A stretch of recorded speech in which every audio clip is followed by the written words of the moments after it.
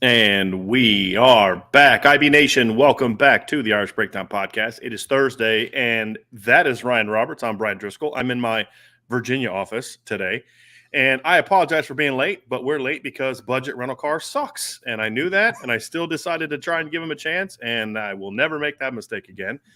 But I'm back, and we're ready to rock and roll. Better late than never, Ryan, because today – we are going to talk about the keys to victory for Notre Dame against North Carolina. This is not going to be an easy game. It wasn't an easy game last year. It wasn't going to be an easy game in 2020. North Carolina is ascending as a program, in my view. They're not where some people in the media quite put them to be at times, but they are ascending. I think this team is better than last year's team, which was preseason top 10, obviously quickly fell out of the top 25.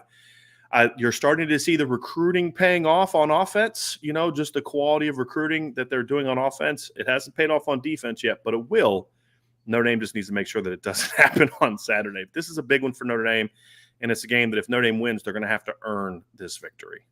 100%. I mean, they're not going to give anything easy to you, right? Especially when they're on the field offensively. This is a big matchup for Notre Dame for variety of reasons, Brian. I mean, you saw a little bit of growth, I felt, in the Cal game, but you want to get into the bye week at 2-2 and feeling a little better about yourselves, right? You don't want to go in at 1-3 and just not feeling great about yourselves entering the bye. So it's a massive one. It's like you said, there's a lot of young talent on this North Carolina team. I mean, obviously headed by their quarterback, which we'll get into here today, but a lot of nice talent, defense struggling. Notre Dame needs to come out and play a tough football game, because if they get into a game where it's down the stretch, offensive fireworks have to kind of take over, it's probably not in the best of your advantage. But again, We'll kind of get into that landscape a little bit here today. So, Ryan, the thing that we're going to kind of look at is I still believe, and again, I could be wrong on this team. My assessment could be wrong, but I still believe that this is a situation where Notre Dame still has to play Notre Dame football. I don't believe this is a game where you've got to play above your head. You've got to play out of your mind. You've got to put the perfect game together in order to beat North Carolina. Notre Dame's better than that, and North Carolina is not quite that good. But it's still a game where you have to play better than you have. I don't think Notre Dame has yet to play a game that, in my opinion, would beat North Carolina. And you could point to the Ohio State game and say, well, hey, if you hold this team to 21 points, that should make sense, but you can't do that if you only scored 10, right? And so that's where it comes down to, where you've got to really play well in both phases. And that's going to be the key. And so what we're going to do today is we're going to break down sort of the keys to victory in this game. But at the end of the day, big picture, Ryan, this is still about Notre Dame putting a plan together and playing their game. And I'll be honest, offensively, that's kind of been my biggest issue with the staff. And that's why my one big nitpick with Coach Freeman, I still feel like because my concern as a defensive coach, does he view the offense as sort of a, hey, we need to play this way to protect that side of the ball, or to keep this other team off the field? That's the mindset of a defensive coordinator. And instead of looking at it like, hey, let's be aggressive in all phases. And that is my one concern. We're going to need to see this Notre Dame offense come out aggressive. You can be a team that runs the football and plays physical and still be aggressive. Yep. And that's the question that we have. And that even beyond key to the game, that's something that I'm very curious to see how they come out of this game, because there's a difference between controlling things offensively and playing keep away. And we're going to learn about that from this team a little bit today, Ryan. But let's kind of transitions a little bit into the keys to offense, right? Mm-hmm. And, so I was kind of going to talk about that, but I was like, you know what? We can't talk about that with talking about the keys to victory on offense. So let's begin there, Ryan. Yep. And the biggest key, and this is sort of all encompassing. I think that initially I had down as they have to establish a running game. But I think the reaction that you made to me, I think it needs to be nuanced a little bit. I think it needs to be more big picture. They have to control the line of scrimmage, because controlling the line of scrimmage, Ryan, goes beyond just establishing the run. That's a big, important part. They got to establish the run. They got to protect the quarterback. But more importantly, Notre Dame needs its offensive line to set the tone for how this game is going to go on Saturday. Yeah, they need to play pissed off, in my opinion, right? Like, it needs to happen. You saw a trend again in the right direction in Cal. Like, I felt like the offensive line just played with a higher level of physicality than we saw through the first two games. But I mean, I keep saying it, Brian, like, exponential growth with that offensive line is what I need to keep seeing, man. Like, it's something where You know that Notre Dame has talent up front. You know they have size. You know they have tools to work with. But the thing that we were most excited with about Harry Hiestand, outside of the technical refinement of the position, is that they were going to play nasty, right? They're going to finish through the whistle, do all those types of things. And I feel like you've seen it in spurts, but it hasn't been nearly consistent. It was better last game. It needs to be even better this game. Right. Notre Dame, in order to take advantage of where this North Carolina defense is right now, which, like, let's be honest, it's not a good defense at all right now. It's a bad defense. And when you are playing against a bad defense that does not play physical, you need to out physical them and dominate them at the line of scrimmage. Like, there cannot be any doubt about Notre Dame dominating this game with their offensive line in this football game. Like, it has to happen, man. You need to come out and literally, it doesn't have to quite be, what was the USC defender's name that like turned his back against Quentin Nelson? Rasheem Green. It doesn't have to be a Rasheem Green situation, right? But it needs to be something close. Like, you have to almost make them give up, if I'm being honest. Like, that's what I need to see about this. We've heard about Blake Fisher and everything that he can do. And you know that I think Blake Fisher has a chance to be a stud and just one of the better offensive linemen to come. But the fact of the matter is that we need to see it, right? 6'6", 330 pounds of him. Let's get it loose this week, man. Let's be physical. Let's dominate, and let's establish that line of scrimmage. Be nasty is what I need to see on the offensive line. I love how fired up Ryan is right now. I'm loving the energy you're bringing right now, man. I'm being serious. Like, you are fired up right now, and I absolutely love it. I think it's partly matchup, but it's also partly establishing your identity, and that's where this comes from. Notre Dame has to be this way in order to beat North Carolina, but this is kind of where we're talking about. There's a difference between coming out, punching North Carolina in the mouth, being physical, establishing the ground game, taking it to the opponent, and playing keep away. And that is my big concern about this. Is I want to make sure that if they're doing this, it's kind of like this, Ryan. It's a lot of things. Like, people can do a lot of things in life. You can give to charity. You can do all type. You can tithe to your church. You can help your neighbor. You can do whatever. But what's your motivation behind it? Are you doing it because you want to be helpful? Or you're doing it because you want people to praise you, right? Like, you're doing the quote unquote right thing, but your motivations can make it whether it's going to be as helpful or not, right? And it's the same thing with this aspect of the football game. Are you doing this because you're afraid of North Carolina's offense? Or are you doing this because this is who we need to be to maximize our potential as a program?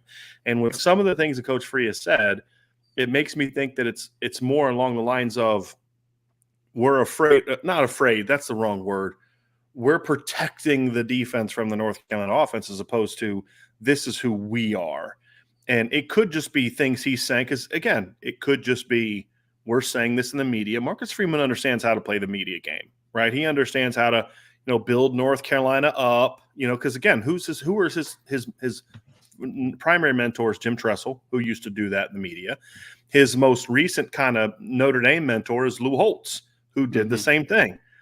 Build them up. It's more about I don't care as much about what he says in the media, but I do have to take notice of it this early in his tenure because we don't know a lot about coaches that Mark Freeman's head coach. So when I go to see Saturday, I want to see them. I don't care what the words were. I want to see you take it to them and be more aggressive. And you can be aggressive and be physical and run the ball and all those kind of things because, you're not going to beat North Carolina rushing for 147 yards unless other parts of your game take off. And that's what we're going to get to. Yep. Key number 2, Ryan. Mm-hmm. This ties into a lot of these things. They kind of build on each other. Key number 2, Notre Dame has to move the chains. Notre Dame has been one of the worst third down teams in the country this year. They have to get better, like immediately. This has to be something that they're able to do because, you're not going to win with 3 yards in a cloud of dust. I've always said this, that I always kind of joke, the least favorite sports expression ever is 3 yards in a cloud of dust because 3 yards in a cloud of dust gets you to 4th and 1. So unless you're going to go for it on 4th down every time you get the football, that makes no sense. I want to see them come out and be good on early downs. This has been a big problem for Notre Dame is they have not been as good on early downs. Now, last week, when they got into the short yardage situations, they were much more effective when they didn't jump off sides and those type of things. They were, the quarterback sneak, they moved the chains. The third and, late in the half or late in second half, they had the short yardage situations with Audric Estime. He converted. You have the goal line situations. They got in the end zone in a couple plays. So it was better against them, but success on first and second down is going to be important because you need to keep Drew Pine on schedule. You do Yes. not want to put Drew Pine in a lot of 3rd and 9s, 3rd and 10s. That's where turnovers are going to start to happen. You want to keep this situation where it's going to be a lot of 3rd and 2s, 3rd and 4s, and hopefully moving the chains on 1st, 2nd down. Like that long drive that Ohio State had against Notre Dame to put the game away. They never had a 3rd down. I mean, that's where you really want to be. But it's not like they were hitting bombs. It was little comeback routes, little quick routes, running the football. I want to see them lean on North Carolina in the early downs, but also not be so run game dependent that they're also not moving the chain, using the pass game to help set up the run as well. So to me, that's also a big key to this game, right? Is they have got to be a move the chains team. And the way you move the chains is to stay on schedule in early downs. Yes. And I love that you mentioned Drew Pine as part of this conversation because it's so important for him, right? Because he's a kid that is better when the RPO game's working, when the play action game is working, when you can move the pocket at times for him. Like those things, those movement-based things are really where it kind of lends into his strengths, in my opinion, right? And how do you stay on schedule? You have good plays on 1st down. You have good positive plays on 2nd down. You lead yourself into 2nd and manageable, 3rd and manageable, because that opens up the playbook, right? Like there's a smaller version of the playbook for 2nd and 8, 3rd and 9, right? Like it is not an easy thing to do, but there's a lot of possibilities for 2nd and 4, 3rd and 3. There's a lot of different possibilities for a coaching staff. So it's very important, not only just for the simple fact of like, hey, let's get some 1st downs to, in fact, keep North Carolina off the field a little bit. Sure, that's part of it. But more than anything, it's Notre Dame tried to get Drew Pine comfortable last game, early on in the Cal game, by doing some of the short passing game and such, right? Didn't work. So they had to kind of pivot and then go about it in a different way in the second half. And I think that the way that they went about in the second half was solid, right? Like they almost did a complete 180 as far as what their understanding and what their adjustments were in the second half, which again, you got a victory. Awesome. But I think for me to get Drew Pine comfortable early on, Brian, you establish the line of scrimmage, point number 1. And point number 2, you continue to move those chains and make this more of a methodical offense, kind of an offense that just runs completely off, well, not completely off a script, because not everything could just be fully off script, but an offense that isn't asking you to get out of your wheelhouse, right? Stay in your comfort zone a little bit if you're Drew Pine. Those things are so important because I don't imagine, I would be very surprised if Notre Dame could have a passing offense that they had last week and they win this football game, right? It needs to be better. The only way that happens, Ryan, was like it's like a bunch of turnovers. Like how they've gone like 3 games with no turnovers. Like if it just like this, like all of a sudden the breakout happens like in like okay, we're making up for all the turnovers we didn't get the last 3 games. We're getting Saturday. To your point, I think that's the only way that happens is if they get it's like the Wisconsin game. You know what I mean? Like You get 2 pick sixes and a kick return for a touchdown. I mean, it doesn't have to be pick sixes, but it could be a forced fumble that you were to cover the 22-yard line, something like that going in. To your point, I think you're right. There's the only way that happens is if there's an asterisk, asterisk by it. They didn't do this, but their average starting field position was the North Carolina 33-yard line because they started 4 drives in Carolina territory. Yes, right. I agree with you wholeheartedly. And so it's going to be tough to win a normal game the way that you're describing. They're going to have to be more effective. It just on early downs, and then that leads into sort of the next part of this, right? And the key number 3 is they have to win on the perimeter, and this manifests itself in several ways. Number 1, formationally. My fear is that Notre Dame is going to come out and go back to doing a lot of 12 personnel in this game. And I know that it worked in the second half against Cal to a degree, but I don't think it was the 12 personnel that worked so much as it was just you had spread Cal out, you'd leaned on them, and you kind of wore them down a little bit. I don't think it's a situation where, the tight ends were blocking better all of a sudden. That wasn't the case. I want to see them continue to spread Cal out, continue to do the movement stuff that I think is really effective. Use your jet motion effectively. Take a page out of Carolina's book. Use your jet motions and your shifts effectively. Mix up your personnel, stick with 11, mix up your 11 personnel, change your personnel, right? The 21 stuff worked great in the first half last week. I want to see them do more of that. And the biggest play of the second half was also a 21 personnel play. It was the little route to Audric Estime. So don't forget about Chris Tyree. Don't make that a one-off, right? And that's my big concern. I think didn't they give like the offensive player of the game award to Audric Estime after the game? I think so. Notre Dame did. I'm like, oh, here we go. You know what I mean? Like, I mean, it's just back to falling in love with a powerhouse back, which I like Audric Estime, but it's as part of a duo with other guys. And that's kind of the concern I have. Again, just another concern, and it's me reading into things, but when you're only 3 games into a coach's tenure, all you can do is kind of read into things until you have more data to show something. And so we're going to see how they build around that. I mean, do they look at it as, oh, we finally got Audric Estime going, or is it, hey, by using Chris Tyree early, that then got Audric Estime going? We'll find out on Saturday. Still need to see Tobias Merriweather. You need to get some size on there. And the reason it's important that they win on the perimeter, Ryan, twofold, is schematically they got to do some things to win on the perimeter because their corners are big and pretty physical when they want to be, when they're allowed to be. Yep. They don't do a ton of press coverage, but they are physical in routes and different things like that. Notre Dame's receivers have struggled a little bit against that. I would imagine that North Carolina's going to be more aggressive in coverage to Saturday than they have been because they're going to watch what every other team has done to Notre Dame and said, hey, we're going to make them beat us down the field. And so they're going to have to do some things formationally and with motions to get guys moving, right? To get guys rolling, to get guys kind of on a nice rhythm. And that's going to be an important aspect of this as well as part of winning the perimeter. And then there's going to be opportunities in this game where it's going to be a one-on-one with either a tight end, a running back, or a wide receiver, and they're going to have to make those plays. They have not been making them up to this point in time. They're going to have to make those plays because this, like you said, Ryan, this is a game you can't ground and pound and grind out a 17-13 victory, right? You're going to have to create some big plays. And it kind of ties into a little bit, Ryan, what our fourth key is, which is they've got to create big plays. So it all builds to that. I'm not saying you have to have 600 yards of offense. I'm not saying you need to rip off 7 60-yard gains. Be nice. But that's not what we're saying.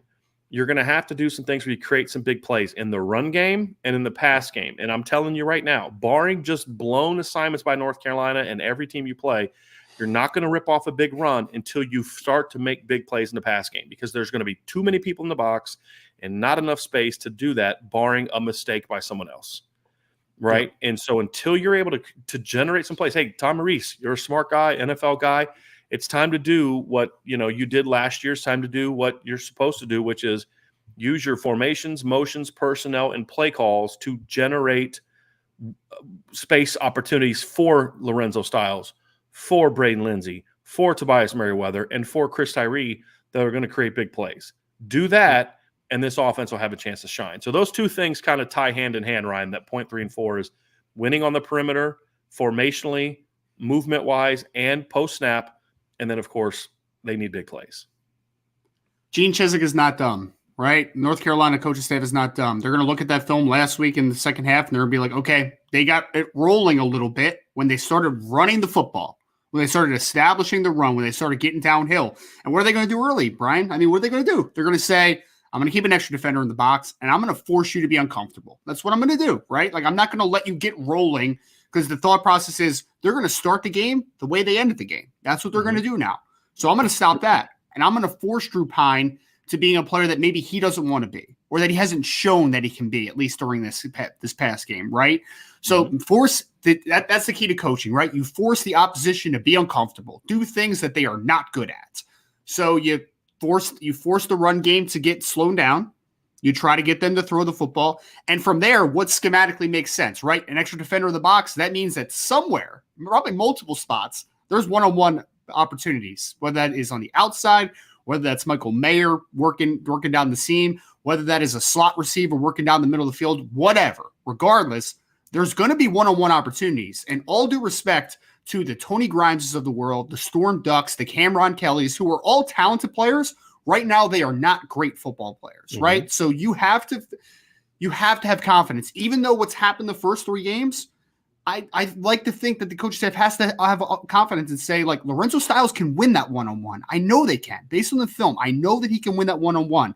Braden Lindsey can make a play if we get him a one-on-one against these corners and these safeties. Michael Mayer, he can make a play if you get him one-on-one. From there, it's about being confident in it and Drew Pine making the throw, right? If they makes the throw, I have confidence that Notre Dame's going to make some plays on the outside and just make some plays in the passing game in general. But again, Brian, we didn't see it last week, right? It was a struggle. We're throwing slide routes into the grounds. Yeah. Exactly. Yeah, past even Drew Pine for a second. Tyler Buckner was missing throws over the first 2 games too. So this isn't just a Drew Pine some of those throws problem. were being thrown, they weren't making enough plays on the ball. It's been a and then when they did have guys open and Drew was ready to throw, or excuse me, Tyler was ready to throw, you weren't given protection. It's been an all-encompassing problem. 100%. That got a little better in the second half last week. Second quarter to second half, gave the quarterback more time, didn't have the drops. Quarterback got the ball where it needed to go. Wasn't super accurate, but he got it where it needed to get to. It's kind of hard not to be accurate on some of those throws that he missed in the first quarter, but he settled down and had chances to make those throws later, and he made them. Mm-hmm.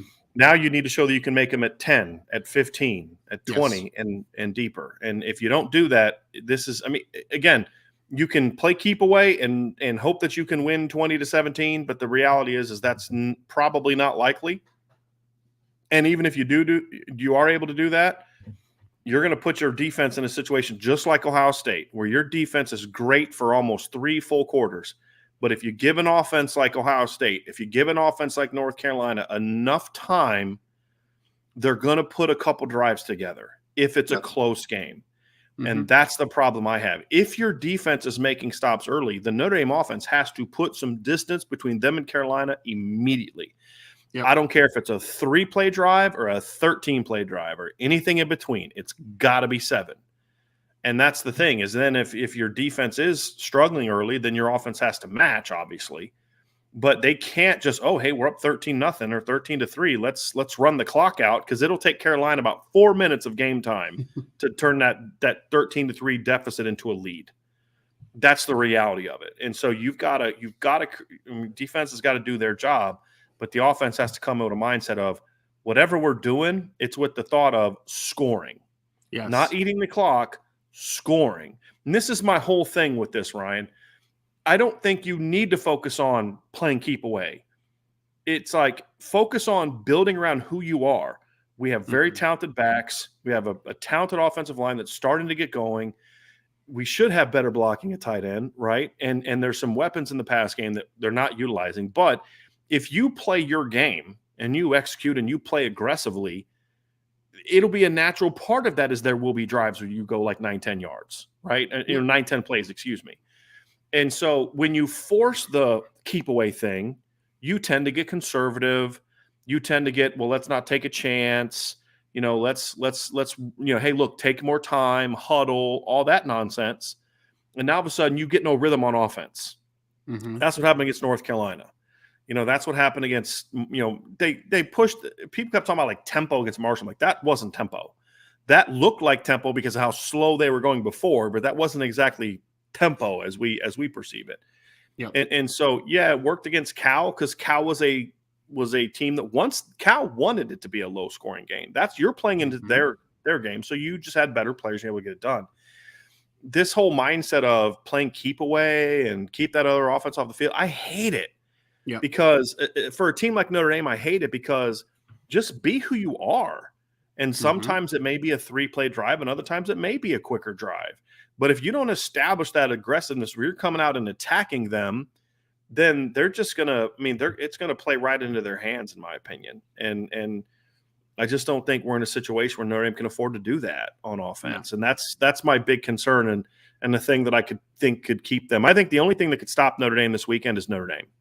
Agreed. That's the reality of it. That's the only thing that can stop Notre Dame this weekend is Notre Dame. North Carolina cannot stop the Notre Dame offense. They can't unless all of a sudden they get good in a week. But if it looks like they're stopping Notre Dame offense, it's most likely going to be more about Notre Dame. And that's the concern that I have is, are you going to play a game and have a philosophy and a structure that plays right into Carolina's hands?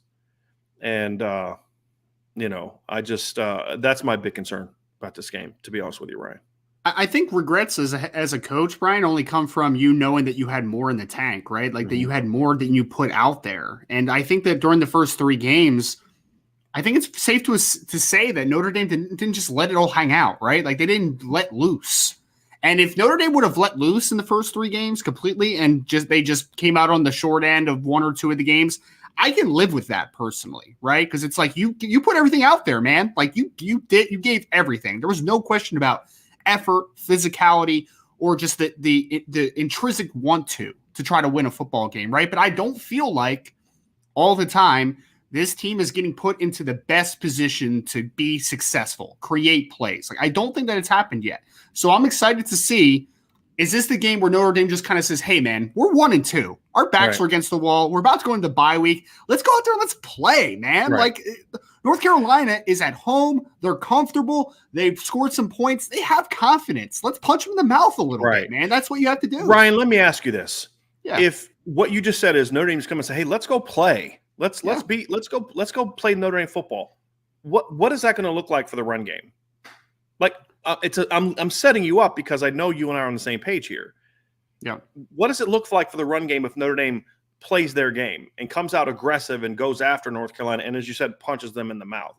Isn't the end result the same as ball control, but this way it's more aggressive? It's designed to take it to them more. It's designed to put more points on the board with the same thought process. That's why I say it's about your mindset. It's not so much about the strategy. It's about what's going into the strategy. If you're going into something if you're a boxer and you're going in with a guy that's a really aggressive puncher and you have a defensive strategy, you may say, hey, look, there's a reason for this. It's a strategy which is going to allow us to then take it to him later rounds, whatever the case may be. Or if you can have that strategy and it's a winning strategy, or you can say, hey, I'm going to go in here and play defensive because I'm afraid to get knocked out. Guess what? You're still going to get knocked out. You know what I mean? Because you're not, it's what's the motivation behind the game plan? And then when it's out of fear or hey, we're playing keep away from the other team. It may not be fear in the minds of the coaches, but it is fear. You don't want to give them too many possessions because we think they may score. That's not having a lot of faith in your defense. That's not having faith in your players.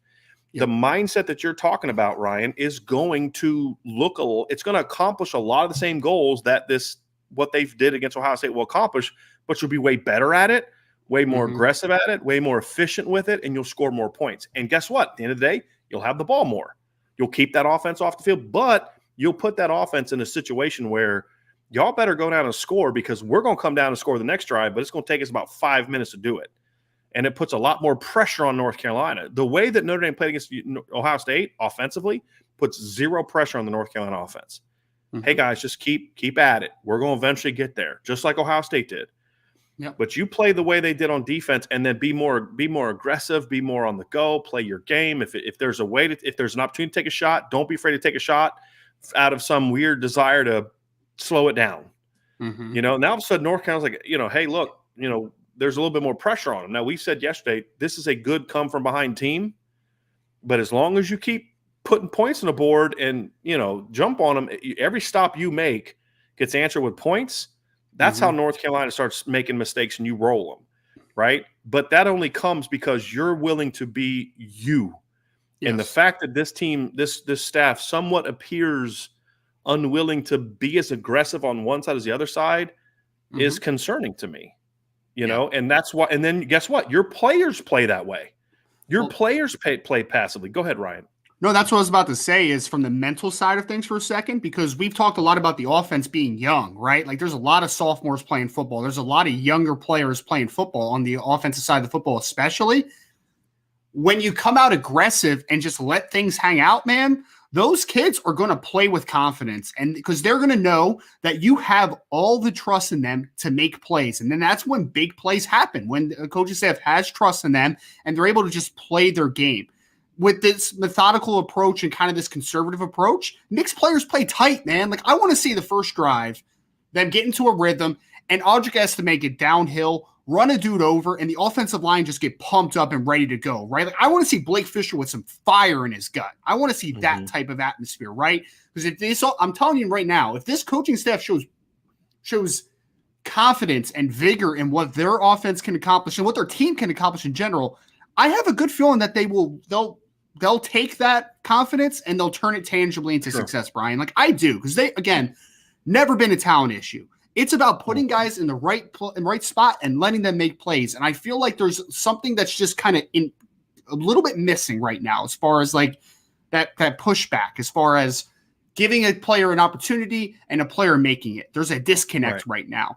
If the coaching staff and the players are on the same page and they're playing with that fire and that vigor, I think they're going to respond and make plays, man. I do. I really do, because you've seen it in the past. It's not like I've never seen Lorenzo Styles make a play. It's not like I've never seen Braden Lindsey make a play. It's not like I've never seen Chris Tyree, Michael Mayer make a play. I've seen all these guys make plays, which tells me it's there. It's just right now, be completely honest, Notre Dame's offense is playing tight, man. It's playing tight, and it's nervous, and it's conservative, and it's not letting things loose. Let's change that this week. Ryan, I think you nailed it. You nailed it. It's a mindset that leads to you playing passively or you playing aggressively. You can be Notre Dame's 2017 offense was a ball control running offense, but they were an aggressive ball control offense. They would, like you said, come off, hammer them in the mouth, get Chris Tyree on a couple big runs. Audric just comes and runs a guy over. 2 straight Audric estimated runs where he just runs into a linebacker and hammers them. And all of a sudden, guess what? Them safeties creep down, bam, play action, shot over the top. Yep. Right? That's the aggressive, as opposed to run until they stop you. Now you're in 3rd and 9. That's what they've done so far. Hey, the running is going. This is great. Let's keep running. They stopped us once or twice, and now we're in 3rd and 9 because you weren't willing to do the things that were. That's the when I say that's the aggressiveness is we're going on the attack now because of who our personnel is. Us being on the attack is going to be a team that runs the football a lot. But again, that's just kind of what I want to see from this team, and I'm actually not optimistic that we're going to see that on Saturday, based on the things that they're saying. Now, I hope that it's just them playing the media game. That's what I hope it is, but as I said, right now we don't have enough knowledge of this staff and what they will do on Saturdays to know for sure what it's going to be. Because when Marcus Freeman told us all summer that this is what they're going to do against Ohio State, that's exactly what they did against Ohio State, right? So the only evidence we have is that when he says we're going to play ball control and keep away from the other team, that's what they did. And if that's what they try to do against North Carolina, this team's going to be 1-3. And that's why we say they got to change their mindset. And it starts with the head coach and then goes to the offensive coordinator. The offensive coordinator is going to have to do things to build confidence in this group, because right now this is a group with no confidence, and he can beat them down and hammer them and all those kind of things. And I understand the desire to do that, but he's got to start doing some things in practice, start doing some things game plan wise, start doing some things game planning wise that makes this fun again for those kids, because they have a mountain of pressure on their shoulders. You saw it last week when Lorenzo Styles just dropped that ball. There's so much weight on that kid's shoulders right now that he's just pressing. And so it's up to you to say, okay, what's my job to fix that? Right? It's nobody else's job. It's your job. Like Tommy Rees wanted full autonomy of the offense. Well, he got it. For the most part, he got it. It's up to him to get it right. And I think he's capable of it. It's just, will he do the things needed to do? That's the key, because you can watch. Ryan, you nailed it. The body language of this football team last week, early on especially, was poor. It got a little better late in the game up front and with the backs, but the receivers played that way the whole game. Yep. That never changed. They got to get that group going too. And they can't forget about them. If they forget about them thinking they're just going to win with the backs, tight ends, and offensive line, guess what? You're not going to win as many games as you should. You're just not. Yep. So Ryan, let's go to the defensive side of the ball. This is a very intriguing matchup. As we said yesterday, it's good on one side and bad on bad on the other. We just covered the bad on bad side. Yep. Now let's get down to the good on good. And it's going to be a similar thing on both sides of the ball. And it's going to be like this a lot of weeks, but I think this week is especially true because there's 2 aspects to this. Number one is they got to dominate the trenches. They need to dominate the trenches for 2 reasons, and then we'll talk about what that looks like. The main reason they need to dominate the trenches is because the matchup specifically against North Carolina is you have to be able to put them behind the sticks. You can't let them get the run game going. You have to get early negatives, right? That's what it looks like as far as the manifestation of dominating the trenches. It's going to look like that. Tackles for loss, sacks, pass breakups, gains of 0 to 2. You're getting them in a lot of 3rd and longs. It's going to manifest itself that way. And then number 2, just the matchup. I mean, this is not a really good offensive line. And that's – look, you're not – I mean, Notre Dame actually matches up pretty well in the perimeter of North Carolina. I mean, the secondary athletically has been really good this year. Tariq Bracy's been great. Tariq played pretty well against North Carolina last year. The only play I remember him giving up was the pick play against him, where he should have had help. he played really well in this game, which was great to see after basically getting benched against them the year before. So he's bounced back from that. The perimeter athleticism is fine. At least it has been so far. Where you have an advantage is in the trenches. Yes. And if Drake May gets into an early rhythm and gets time to throw, they will score on Notre Dame. And if Notre Dame can dominate the trenches and limit the run game effectiveness, get pressure on the quarterback, that right there builds to everything else we could talk. I mean, we could literally, Ryan, stop right there with keys of the victory. We won't, because there's a couple other things that need to be built on top of it. But honestly, if that's the key for 60 minutes, then Notre Dame will have a chance to win this game. Their defense will give them a chance to win this game. Will they win? That depends on what we just talked about on the other side of the ball. Mm-hmm. But it'll give them a chance to win on that side of the ball. There's no question about it. Well, this running game for North Carolina lulls you to sleep a little bit. They kind of pile up yards, and you don't even really notice it. And then the biggest thing, again, Brian, you already mentioned it, right? Drake May is a very confident quarterback, confident beyond his years, it seems, at this point. But you also have to remember is he hasn't played a great defense yet. Like, he hasn't. He hasn't played a defense that can consistently get pressure on him. Notre Dame last game against Cal look like they can be that team, right? Like, they look like they have the potential to be that team with Isaiah Foskey and Jason Adamalola and Howard Cross and Jacob Lacey and all those dudes that can get some pressure on the quarterback, Justin Adamalola. But at the end of the day, man, they have to get quick pressure against a guy like a Drake May, because Drake May will get the football out of his hands if that's what's there, right? Like, he won't press just to press. He'll press if he has time and he has the ability to work through multiple reads, but the kid's going to get the football out of his hand. You have to make this kid rush his process. You have to, man. You have to make him uncomfortable back there, because, like you said, well, the things that I'm really impressed with him, besides the fact that he's 6'4 plus 220 with a really strong arm, is that he's accurate and he's crisp, man. Like, he doesn't look rushed ever, right? Like, he looks like he's just constantly in control, and he's comfortable in his own skin right now in this North Carolina offense. Notre Dame has to make him uncomfortable. They have to. You have to shut down this run game, because, again, this is in Phil Longo's true identity. He wants to run the football. We talked about that yesterday, right? Like, he wants to get that unit going. But more than anything, Drake May could end up being a superstar in college football, and I think he has all the talent to do that, and he's in a pretty good situation to do that. But the point blank period is that this is his, fourth start in college football, right? He's only a redshirt freshman. He hasn't played a ton. You still have the ability to affect him mentally in this game. Mm-hmm. Get some early pressure, get some hits on the quarterback, force his process to go a little quicker than it normally does. He's a comfortable kid. The only way to do that is to put pressure on you. That's the only way to get you out of your comfort. And that's what they have to do against Drake May. Otherwise, he's going to pick you apart all day, if we're being honest. Well, and here's the thing that North Carolina did a great job of, Notre Dame did not do with Tyler Buchner. They did things early against Florida A&M and some of the other teams where they didn't put it on him to kind of be the focal point of the offense. It was get the ball out quickly. They, tried to run early. They did some max pros. They did some quick game. They allowed him to kind of grow into the offense. And that allowed him, Ryan, to your point, that allowed him to start playing confidently. And they built around kind of what he's good at. And I actually think Josh Downs getting hurt helped him a little bit, to be completely honest with you. Yeah. Simply because it was one of those things where it forced him to kind of say, hey, man, don't get locked into your dude, right? Read the defense, see where it goes. It's allowed him to say, hey, I got confidence in other weapons than just Josh Downs because of not having Josh Downs. I had to learn to get confident with him. But the offensive game plan was designed to allow him to kind of get comfortable. And then, of course, playing Florida A&M helps, right? I mean, that's a part of it too, is you were able to play Florida A&M, which helped him to get rolling. He wasn't playing Ohio State in the opener. Yep. And so I think those are the things that when I look at it, Ryan, you say, okay, they are very selective with their downfield shots. They throw the ball down the field a decent amount, but they don't just drop back and empty personnel and run a bunch of go routes. You know what I mean? It's max pro, as we just showed up the other day. It's max pro, one shot. There's no read. You're taking the go route or the post route based on the pre-snap read. And if it's not there, check down.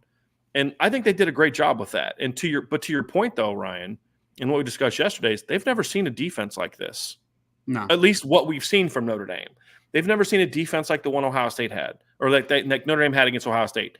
They've never seen a defense this year like the one that they faced like Notre Dame showed against Cal, right? Yeah. If the front seven, I'll just say this: if the Notre Dame team plays against North Carolina that like they played against Cal, they'll have success keeping them somewhat in check. They're still going to score and move the ball. If they play the way they did against Cal and tackle better, but just tackle better, they will keep North Carolina way down. That's how big of a mismatch it is in the trenches. But the question is, from a game plan standpoint, and this is on Al Golden, are you going to allow your defensive line to take this game over? Or are you going to try to make this a scheme game? That's the big question that I have. He's got to let them win in the trenches. And they didn't let them win in the trenches the way they were calling plays against Marshall. No. They played a passive game plan with the D-line. You do that against North Carolina, you will get ripped. If you attack and you're aggressive and you let them dominate up front, then that's how you're going to have success. And look, there's no level of football, Ryan, that, like as far as like Division III, like college football, NFL football, even like the best high school football. There's no level of football where scheme is not important.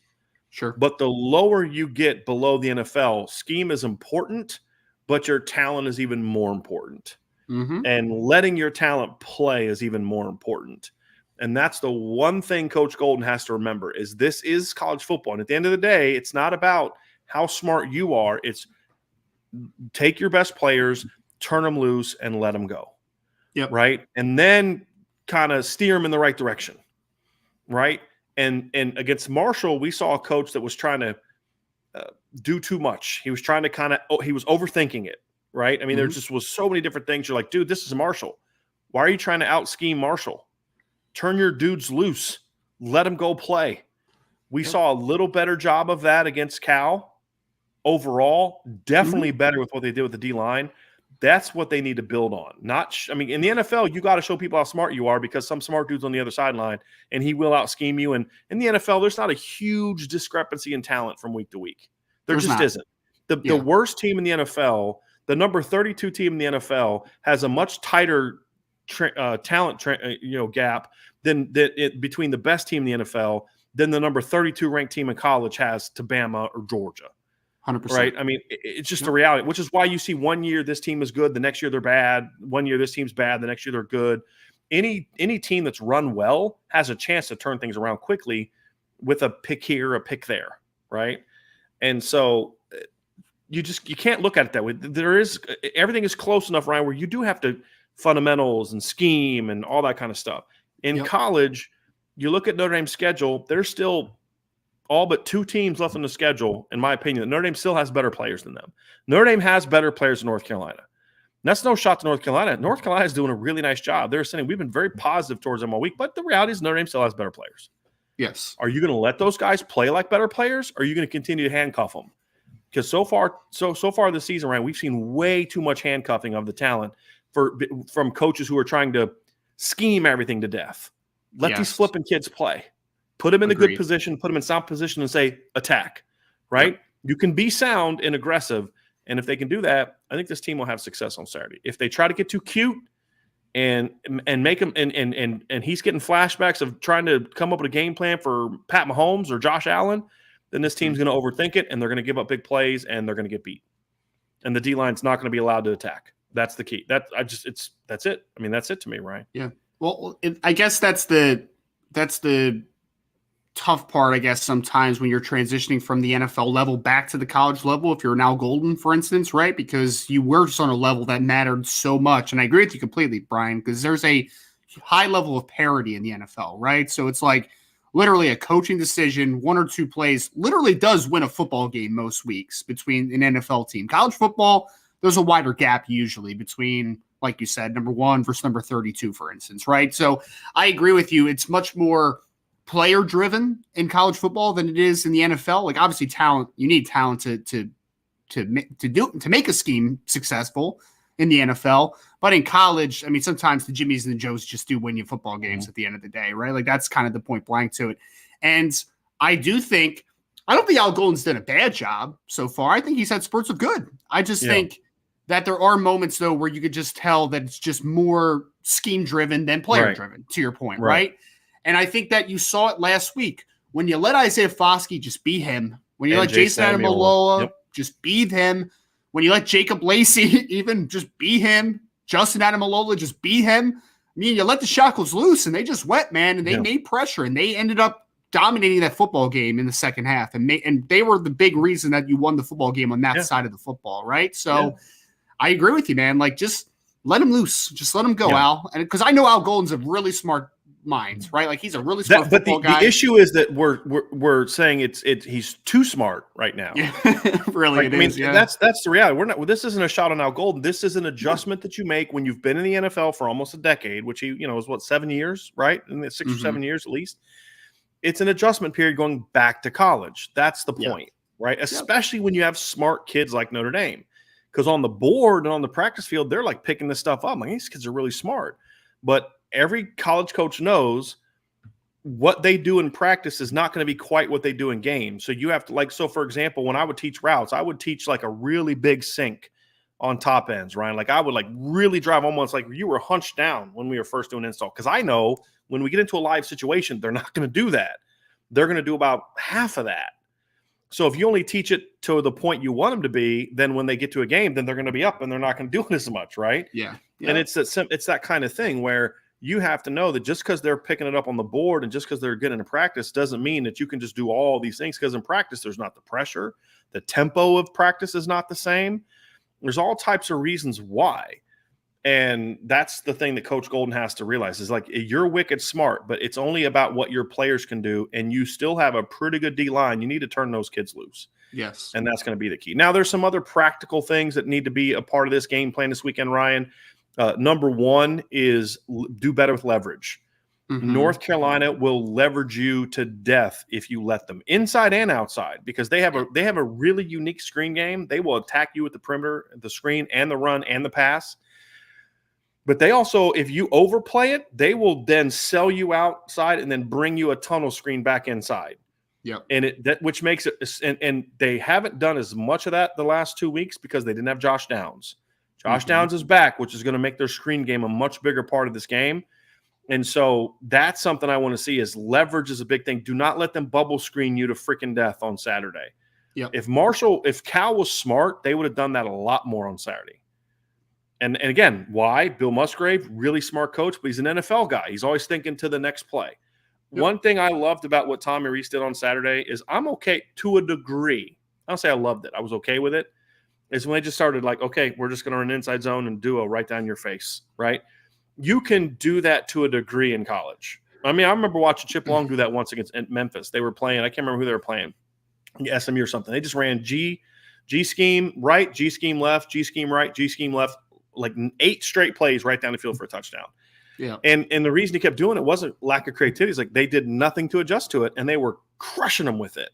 And sometimes in those instances, you just have better football players, right? So, at the end of the day, that's how you win. Exactly. Brian, in high school football, we used to play this one school who was the power around here of the level, and we would always be in the game. And I did beat them one time in my career, but we were always in the game with them. But in the second half, they would say, all right, we're done with that. Double tight power eye, run it down their throats. That's what happens, man. And they're just I can't stop this anymore. They're better than us. On a player-to-player basis, they are better than us. And again, that's a little bit of let it loose, though, right? It's right. Let's not overthink this. Let's not overthink this. If they're giving us this play, they're giving us this formation, run it until they stop it, right? Right. So it's not about dumbing it down. It's not because it's not about simplifying. I hate the dumbing the down terminology. By the way, I hate that. Yes.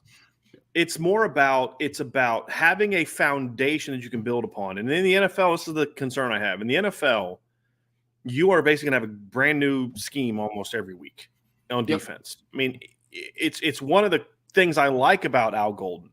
But but in college though, you have to still have a foundation that you're going to build on, and then your adjustments each week are built on that foundation of what you do best. And that's the thing he has to learn is it's not just keep doing what you're doing until they figure it out, because they'll never master it this season. It may be next year, but this is Notre Dame. You don't, it's what thing I think Jim Knowles did a great job of with Ohio State this year. he has simplified what he does enough to where they have a foundation of he's just letting the dudes be dudes, right? And then they'll eventually kind of build on it, right? Al Gold needs to kind of take a page from that a little bit and say, hey, look, I know I'm wicked smart, but the kids aren't there yet. Let's build to that. And if they do that and just turn them loose, because if Notre Dame can somehow find a way to get their linebackers going, this defense is unreal at this point in time. Yes. The way their front seven should be playing and played against Cal, and the way that their defensive secondaries played for most of the year, if the linebackers start playing like, because we thought they might be a strength of the team, and we're way off on that. If you can get that group back to playing the way they should, because every single kid in the lineup has regressed from the last time we saw him. Maris is not as good as he was in 2019 or 2020. JD's not as good as he was last year, and Jack Kaiser's not as he was last year. That's not a talent problem. That's a coaching problem. And if they can fix that, then holy moly, this defense has a chance to be really, really good. And a couple more keys, Ryan, and we're going to do a mailbag after this. So if you have questions, get those in now. Okay, so throw your questions in there, and we'll get to that point. We'll get to those afterwards. So we will have a mailbag. But Ryan, a couple more keys on defense. Number one, this is kind of a simple one: limit big plays. And I'm going to say these two together: limit big plays, and they've got to tackle. They have to tackle. They have to tackle. Yes. The frustrating thing about last year's game is a lot of the big plays that here's the deal. I'm a big believer in this. Against some offenses, they're going to make a big play on you. They just are. Alabama's eventually going to get a big play on you. But you have to make them earn it. You have to make the receiver run a great route or just make a great catch or something. The frustrating thing about Notre Dame's North Carolina game last year is the big plays they gave up were kind of like, what are you doing? Like turning a guy loose on a simple stop and go, right? Not getting over top of a simple. I mean, counter. The G scheme's coming. What you're doing. Just execute it and you blow it up. And then you just like let it part like the Red Sea. It was well blocked, but it was well blocked because you didn't play it right as a group of linebackers and as an edge player. And so there's things like that allowed North Carolina to be in a game that they really shouldn't have been in, to be honest with you. Yep. And so to me, you've got to limit those things. Make them earn it. Make them earn because they'll look, they're going to get yards. They're going to get some points. This isn't going to be a 10-3 game. They're going to move the ball at times. They're going to score. You've got to create enough stops and mistakes and turnovers to keep them in check. And so that's the thing is limit the big plays that come off of dumb things, blown coverages, missed gap assignments, and missed tackles.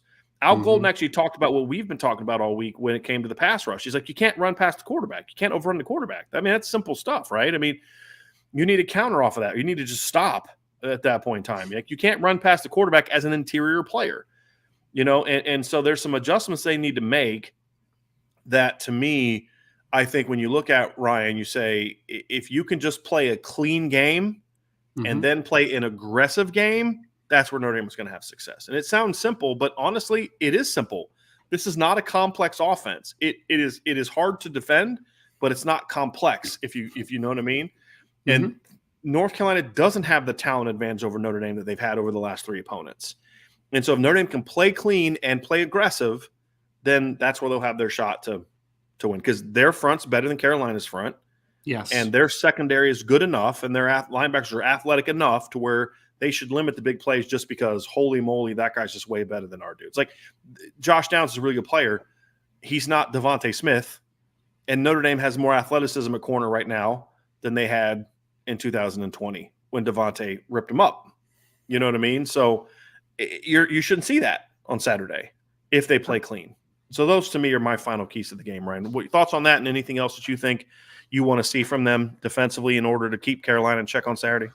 Yeah, tackling's the biggest thing for me, and you mentioned that obviously in your big picture point. But I mean, Brian, like we've talked about it, right? Phil Longo is such a good offensive mind because he understands that he has good athletes, and he's going to get them in space. He's going to let them make plays. Josh Downs is the type of player that is a 3-level threat, so he can run some vertical stuff. He can separate in the middle of the field. He can run short routes. He can do all that stuff. But the thing that makes him truly dangerous, and you mentioned this earlier with the screen game, after catch, my guy he's a problem. He's an absolute problem. Like, he's going to create hidden yardage and explosive plays just off of being a great athlete, right? And they have a couple guys on this offense that are like that. and you need to limit that impact. It's what we talked about this against Ohio State, right? It's okay if Josh Downs makes an 8-yard catch, right? But don't let it become a 25-yard catch. Exactly, right? It's like, don't let those small gains turn into chunk plays. Don't let the explosive plays turn into touchdowns. You can't let that happen. Great example, Ryan. Purdue last year. Yep. David Bell would make a catch at 4 yards and then find a crease, and the next thing you know, he's got 8 catches for 140 yards. Mm-hmm. He had 8 catches against Notre Dame last year, I think. But he had minus 10 yards per catch because the catch and runs he was having in previous games were catch and tackled against Notre Dame. So I'm only pointing that out because that's exactly what Ryan's talking about, is that kind of performance where Drake London early in the game against Notre Dame last year was catching a bunch of balls, but he was catching and getting tackled right where he was. USC started moving later in the game when Notre Dame started having missed assignments and turning him loose, right? I don't care if Josh Downs catches 13 passes on Saturday, as long as it's 13 passes for 9 yards a catch, 8 yards a catch.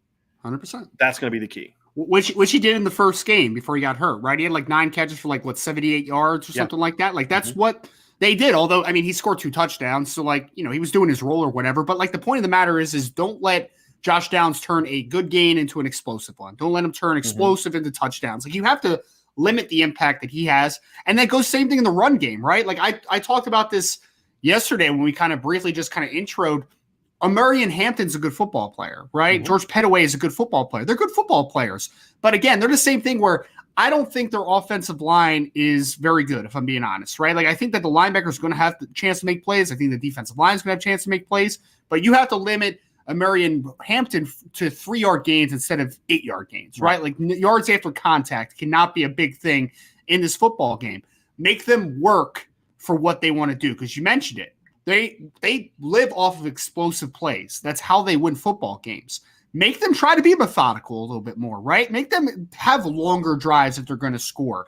That's how I think you beat this team. So limiting the impact is the biggest thing, and you do that by making tackles in the open field, because Phil Longo is going to create some space. He's going to create some plays.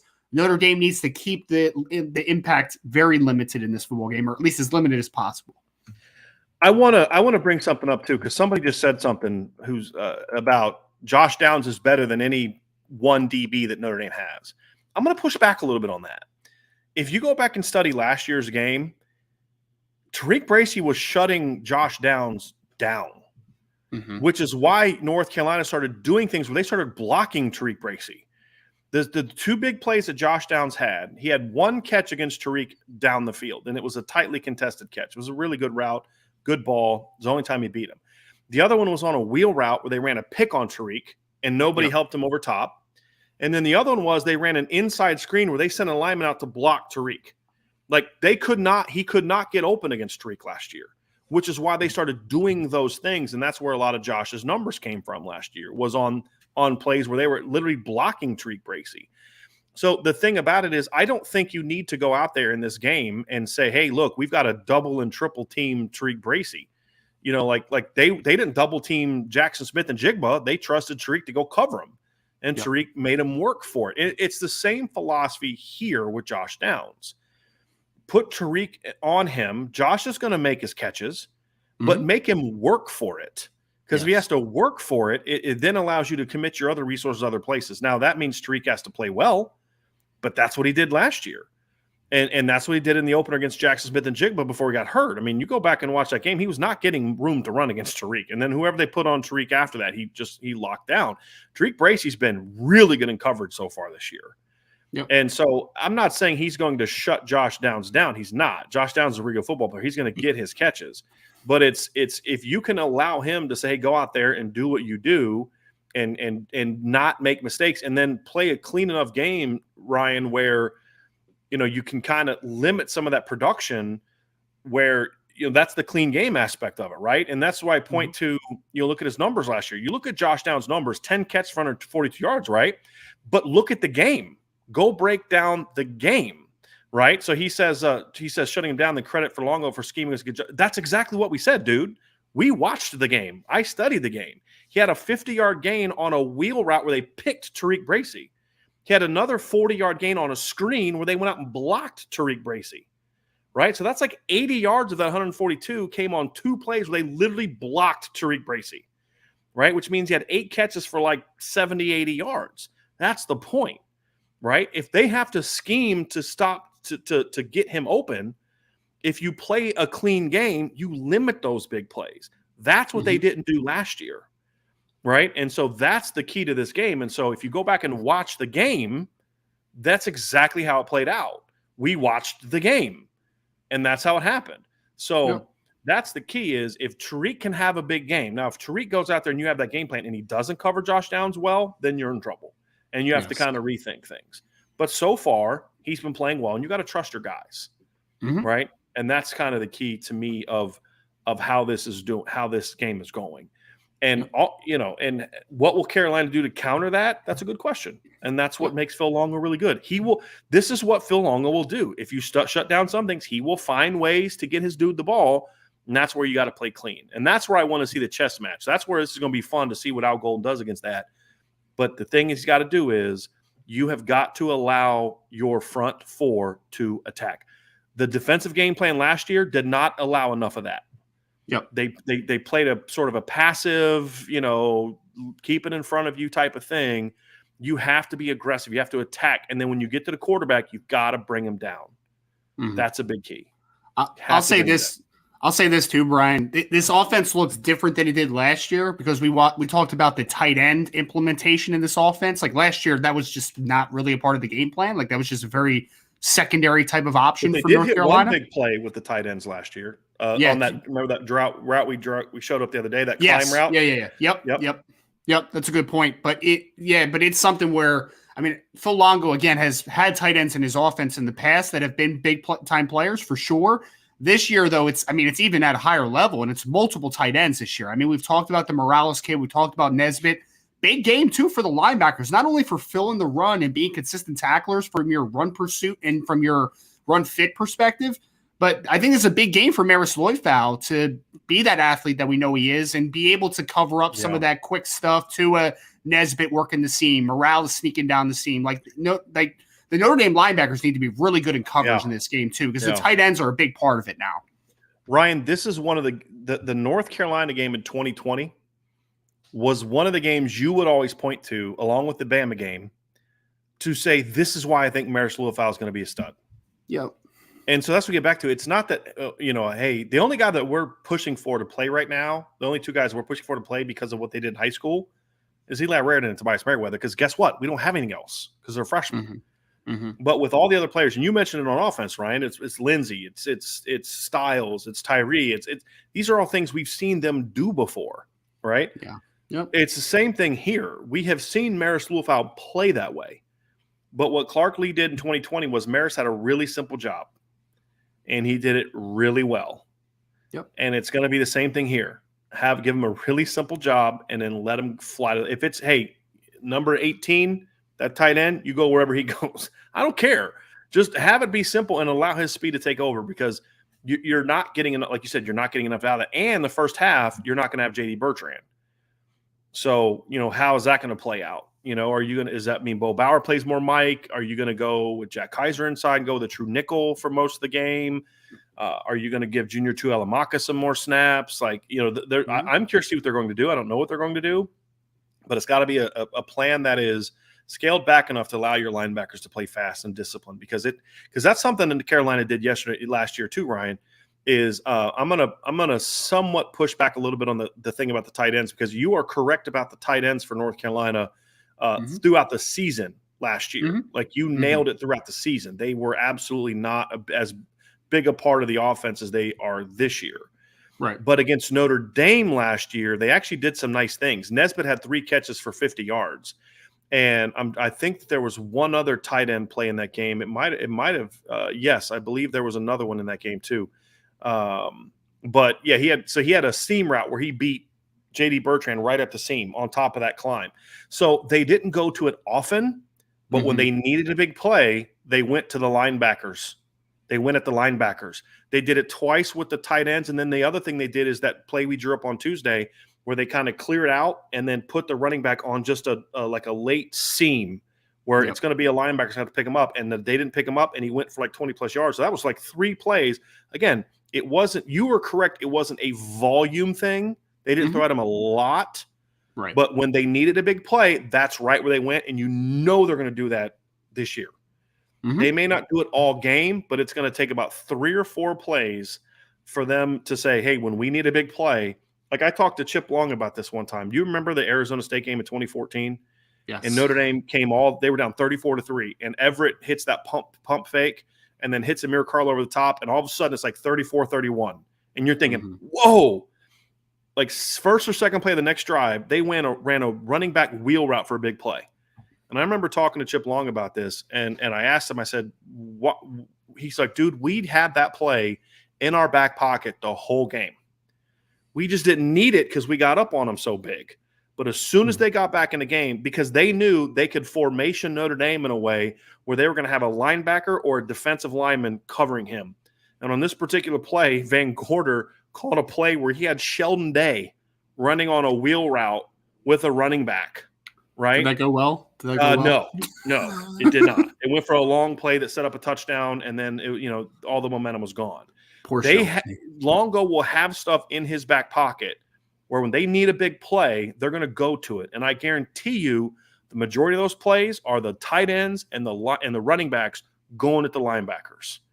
If Notre Dame's prepared for that and they execute those, then I think that's where they have a chance to really keep this thing, from looking more like the Ohio State game than last year's North Carolina game. Yeah. That's key. Does this look more like Ohio State, or does it look more like last year's North Carolina game? That's going to be the key. I'm just imagining Sheldon Day running on Dude, it was ridiculous. It was ridiculous. I'm like, how does it even get to that? Like, Such a good player. Why are you asking? Why are you exactly? Here's what you do on that play. Let him go freaking hit the quarterback. Yes. You got this guy on your team named Jalen Smith. Maybe you have him cover a running back on a wheel route. Just saying. Maybe use him. I don't know. Call me crazy. So, but that's who he was. But anyway, I digress. Special teams, Ryan. Yes. I'm gonna add a caveat to this one. The rules are the same. Do no harm, right? Win the field position battle, which they've done a great job of so far with their coverage units. They've done a great job. Kick it out of bounds. Don't let them return kicks. Do a great job pinning him on with the punt game. All those type of things. That's all good. I do think the special teams is going to need to make a play in this game. Mm-hmm. Blocked punt, big return, something. Be nice. It's not a key. Like they can win without it, but it certainly helps when you're going on the road and you're playing a really good football team. And we talked about this game before the season. I said North Carolina was overrated last year and people are sleeping on this year, right? Because you could just see kind of who was stepping in and some of the changes that were made. I didn't think the defense would be this bad, but the offense is a little bit better than I thought it was going to be, especially without Josh Downs for 2 games. Yes. So this is a good football team. It's a good football team that you should still beat. But your special teams, which has been brilliant the last 2 games, needs to still be brilliant with its coverage. But you also, I think, need to make a play. You don't need to. It would be really beneficial if the defense could make a play, the special teams could make a play in this game. Something to spark them, And we know. To me, Ryan, I don't know if there's a bigger, like, momentum changing play in all of football than a big special teams play. A return for a score, a blocked kick that sets up a score. Those things are so like deflating for the team that it happens to and uplifting for the team that does it, more so than a 75-yard post route, or a 60-yard, 5-yard touchdown run. Is that because that's the thing where, like, you catch both offense and defense off guard because they're both on the sidelines for the most part. Yep. And then that happens. Like, wait a minute, what the heck just happened? Right? I mean, look what it did to Wisconsin. Wisconsin was taking control of the game against Notre Dame last year. They had just taken a lead. Like, the Wisconsin part of the crowd was going crazy. They had just sacked Drew Pine, forced a fumble, taken a 10-second half lead, and then bam, Chris Tyree takes it back to the house, 96 yards for a touchdown, and they did nothing after that. Yep. It went from 13-10 early in the fourth quarter to 41-13 at the end of the fourth quarter, and it all started with that special teams kick return. Yep, and you just need it. I also think the coverage units are big for this too, because I think somebody that's a North Carolina fan actually put in the chat too, and I agree with it. I was going to say this actually before we put it. Josh Downs is also a punt returner, right? So he's dangerous in that regard. So John Sott's been a great addition to the Notre Dame football team, right? And one thing that he's done really well on for the most part is not out kicking the coverage, right? Yeah. Like he's getting it down there, did that good once last height. week, yeah. Yep. And the coverage is able to get down and make the tackle. Like their punt coverage has been really good. You cannot let, we talked about Josh Downs on the offensive side of football. You also can't let him have a big impact on the punt return game. Like you have to be able to have good coverage. So I'm glad that the North Carolina fan put that in the chat because it's a great point. Well, and that's kind of back to what we talked about, Ryan, is you can't give up big plays. You cannot you can't miss kicks. You can't give up big returns. You just can't allow that stuff because it is very deflating. It is. Now, what I'm curious about is I am curious if they're going to have him back as the punt return in this game.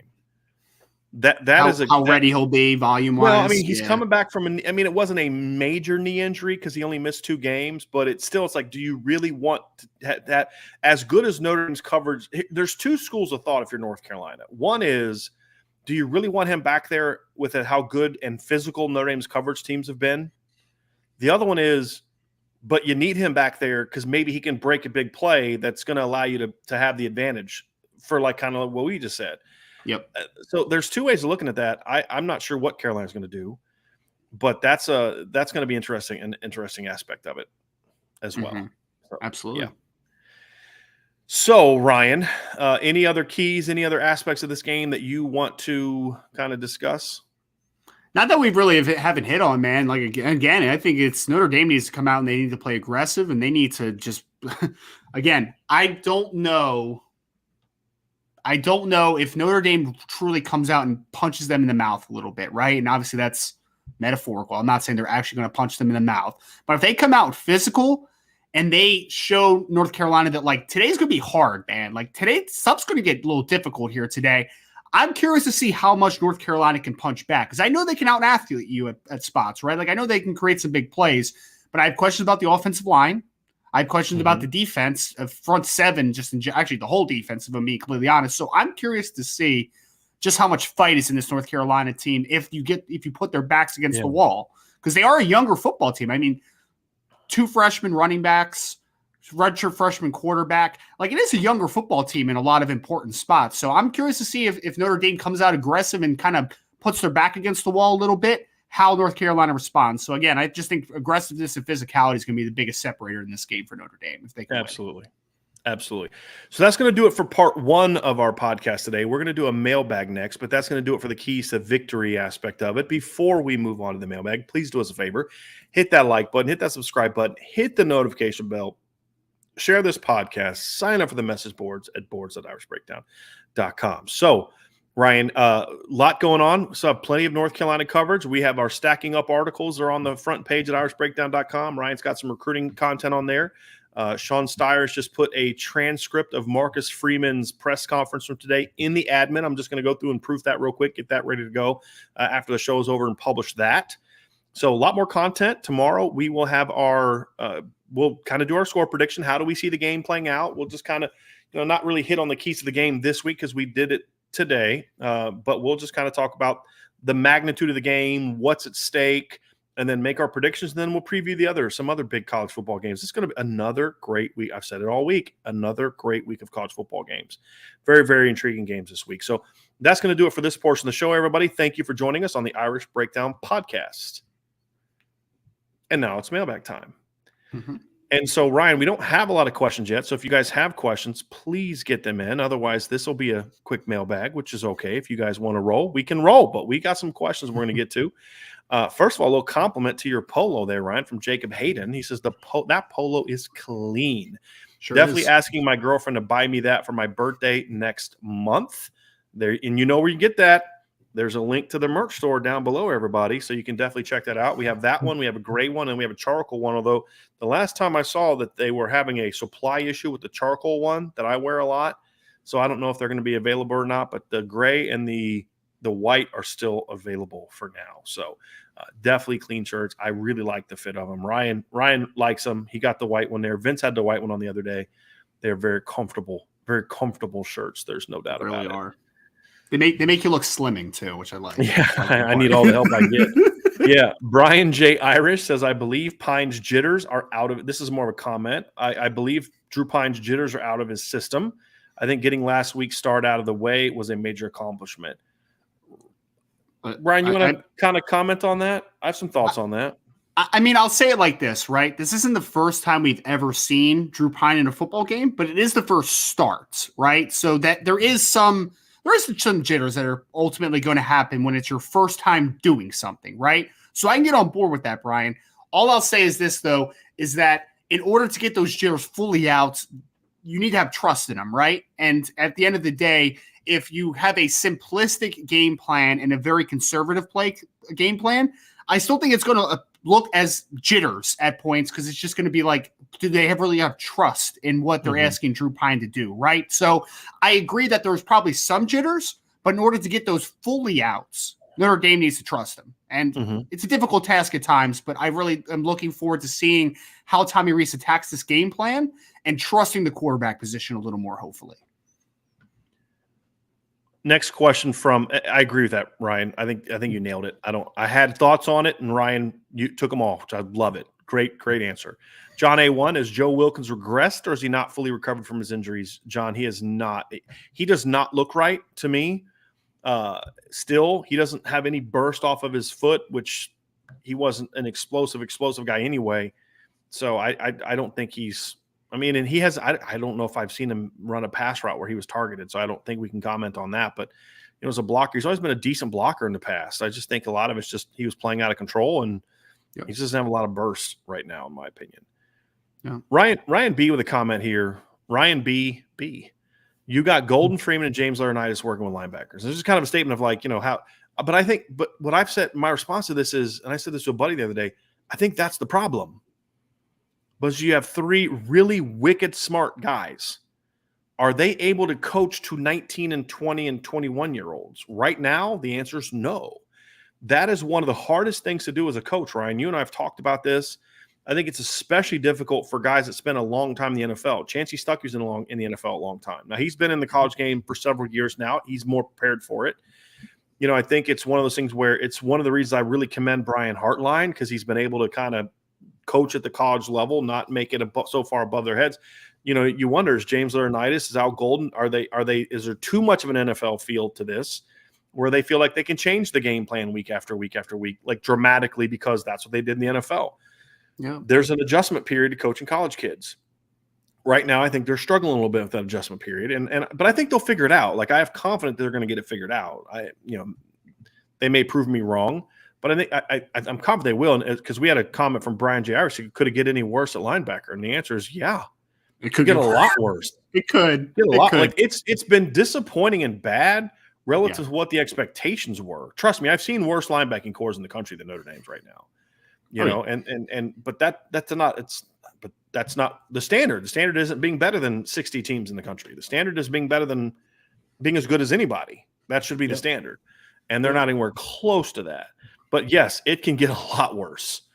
It can get a lot worse. There's plenty of teams in the country right now that both have the technical issues in Notre Dame, kind of the discipline issues in Notre Dame, and also aren't very talented, right? Like, if we're being completely honest, like there's definitely worse. But I get it, Brian. Trust me. If you went on the post game show last weekend, you understand my feelings about the linebacker unit right now. It is not good at all. But yeah, it can get worse. I know it's just that's what we watch, right? So it looks terrible right now, and it's not good. But it could get worse. Yeah. Oh, it could get a lot worse. Yeah.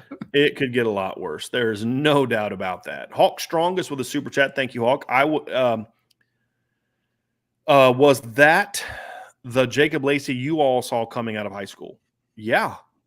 That's exactly what Jacob Lacey was coming to high school. That's why I graded him as a top 100 recruit. A quick, penetrating, but strong point of attack player. Like, you had him a top 100 coming out. I graded him as a top 100 guy. Yeah, he was like 150 to 175 by some. He was in the top 100 by, I think, at least one service. Let me go look this up real quick. He was definitely a top 200 kid for sure. I think he was a top 100 guy by one service, maybe. Let me just go look here real quick because I don't want to say things that are inaccurate. He was 115 by ESPN, and he was 177 by 247. So ESPN must have dropped him out of the top 100. But, when you looked at him, Ryan, and I think he was – let me just check Rivals real quick because, Rivals had him in the top 250 at one point as well and then dropped him out because he signed with Notre Dame. But he was a kid that Clemson made a hard push for. I mean, Michigan was making a hard push for. And we saw him as a freshman. I mean, Jacob was pretty darn good as a freshman in 2019. He was a good player for Notre Dame that year. The problem is he's just been hurt the last 2 years, and honestly, I don't think he should have played last year, to be completely honest with you. I mean, was it last year or the year before? I think it might have been the 2020, I think is the year where I just felt he shouldn't have played. I thought they should have fixed the shoulder and just let him recover. And I'm not faulting him for it. I mean, it's easy to do the hindsight 2020 thing. You needed him. He wanted to play, and it wasn't going to make it necessarily worse. Right. But I just felt it was a situation where you just needed to clean it up and get a young kid healthy. And we just didn't see the same Jacob Lacey the last 2 years. He flashed a little bit last year. Was it against Wisconsin? Yeah. Was the Wisconsin game? Yeah. Yes. Yeah. And he was good early in the year, but then he got hurt again and missed 2 games. And because he had the success in the Wisconsin game, got banged up a little bit the next 2 weeks, didn't play against USC and North Carolina. So again, he got banged up again. So if Jacob can stay healthy, which he's the healthiest he's been in a long time, according to some people I've talked to, you're seeing it. And that's what Jacob's – and he's played well the first couple games. He didn't play great the first – it was solid the first 2 games. Yeah. And we saw him kind of break out a little bit last week. So he's not going to have 2 sacks a game. But just the interior as a whole, if your interior of your defensive line can play every week the way it did last week, boy, oh boy, this defense is going to be a lot better. Because, it was Chris Smith, it was Jacob Lacey, it was Howard Cross, it was Jason Adamiola, it was even Gabriel Rubio got in for 4 or 5 snaps and played well. I thought I saw him have a nice rep at some point, 97. I saw him have a nice rep. I forgot to mention that in the postgame. Yep. So we even saw him get in and he gave some beef. So you like what they're doing, Ryan. And Chris Smith did that coming off of a week before he got injured. Yeah. So I love how the interior of the D-line played last week. If you can build on that, this team's going to have a chance to be really good. And when you have that many guys that are playing well, it allows you to keep a really healthy rotation to keep them fresh. Right. And then in the fourth quarter, they're fresh. And I think that's an important piece of this as well. And Brian, I didn't evaluate Jacob Lacey coming out of high school just from a fan perspective, right? But that we were talking in the offseason, and I've been pretty high on Jacob Lacey, man. I think that he has some pop to him, man. He has some pretty good foot quickness for a bigger guy as well. So I'm happy to see the breakout last week. I hope that he can turn that now tangibly into consistency, because if he can, then your interior defense line's really good, because Howard Cross is playing good ball. If he is anywhere close to what he was last week, and you have Jason Adamalola and all those guys, it's a pretty good interior defense line at that point. It's good. So Ryan, they had, I think they played Michael Mayer's team for the state championship in Jacob's final year. So that would have been, was it 2018? I think is when it was. Yeah. And South Warren won. Jacob's team won. No, it was in the semifinals against, I believe that was the year. Am I looking at the right year? He was class of 2019.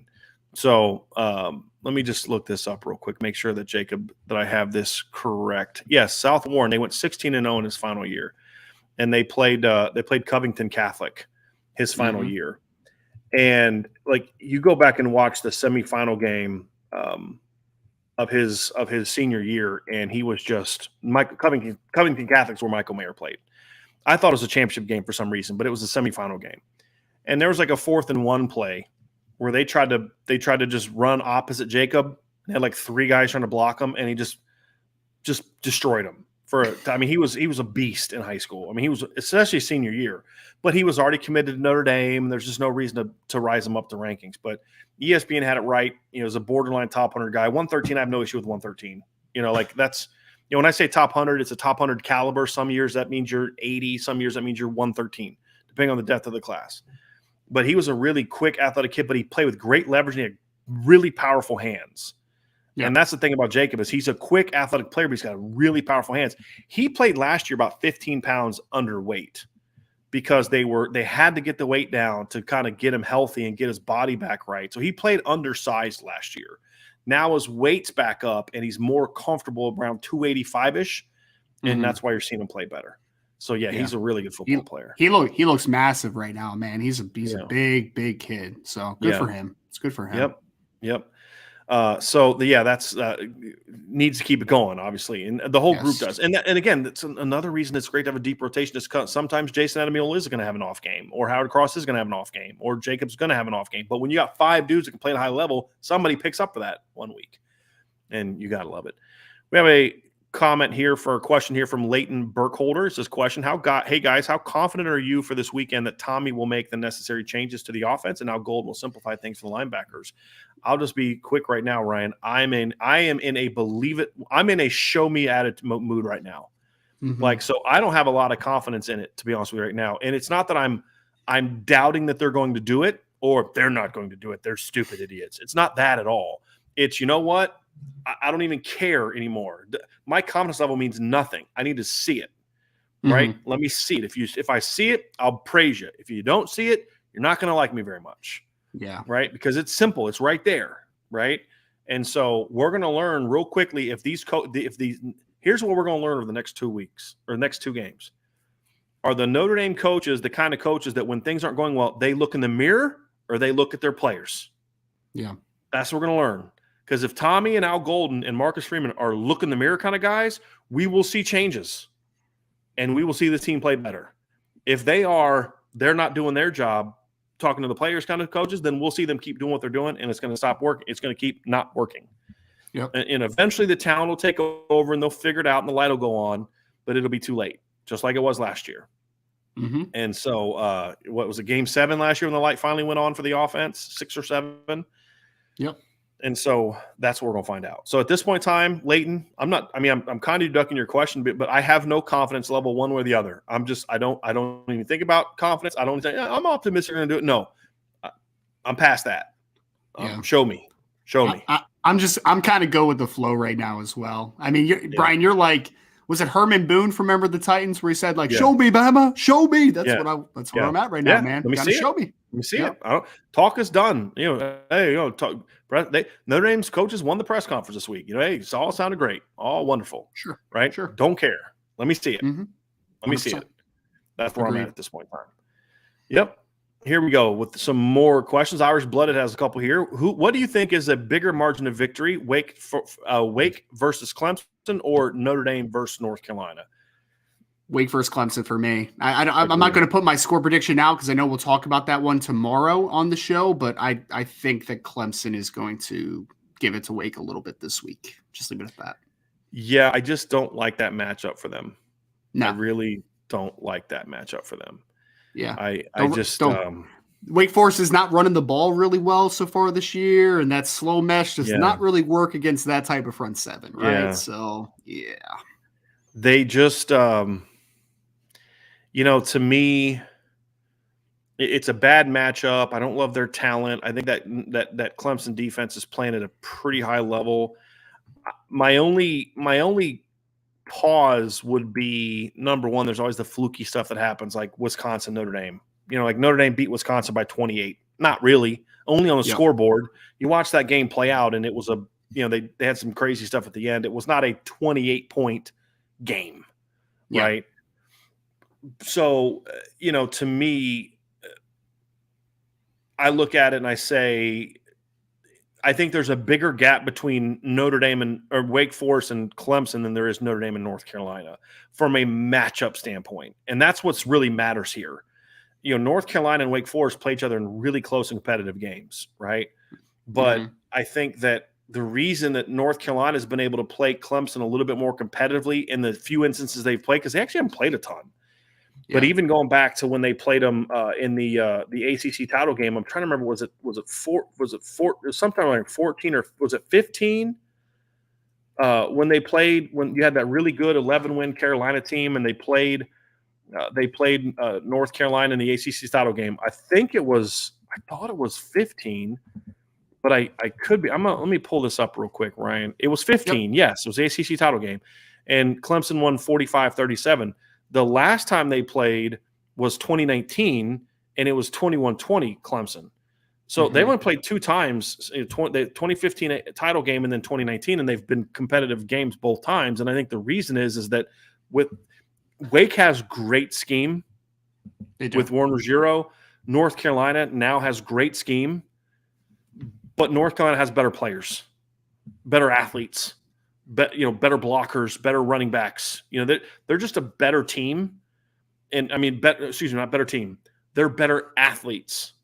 And I think that's helped them. And so when North Carolina's had a really dynamic quarterback, like Marquise Williams was a guy that could make some plays with his legs, and then Sam Howell was in 2019 was really good as a freshman.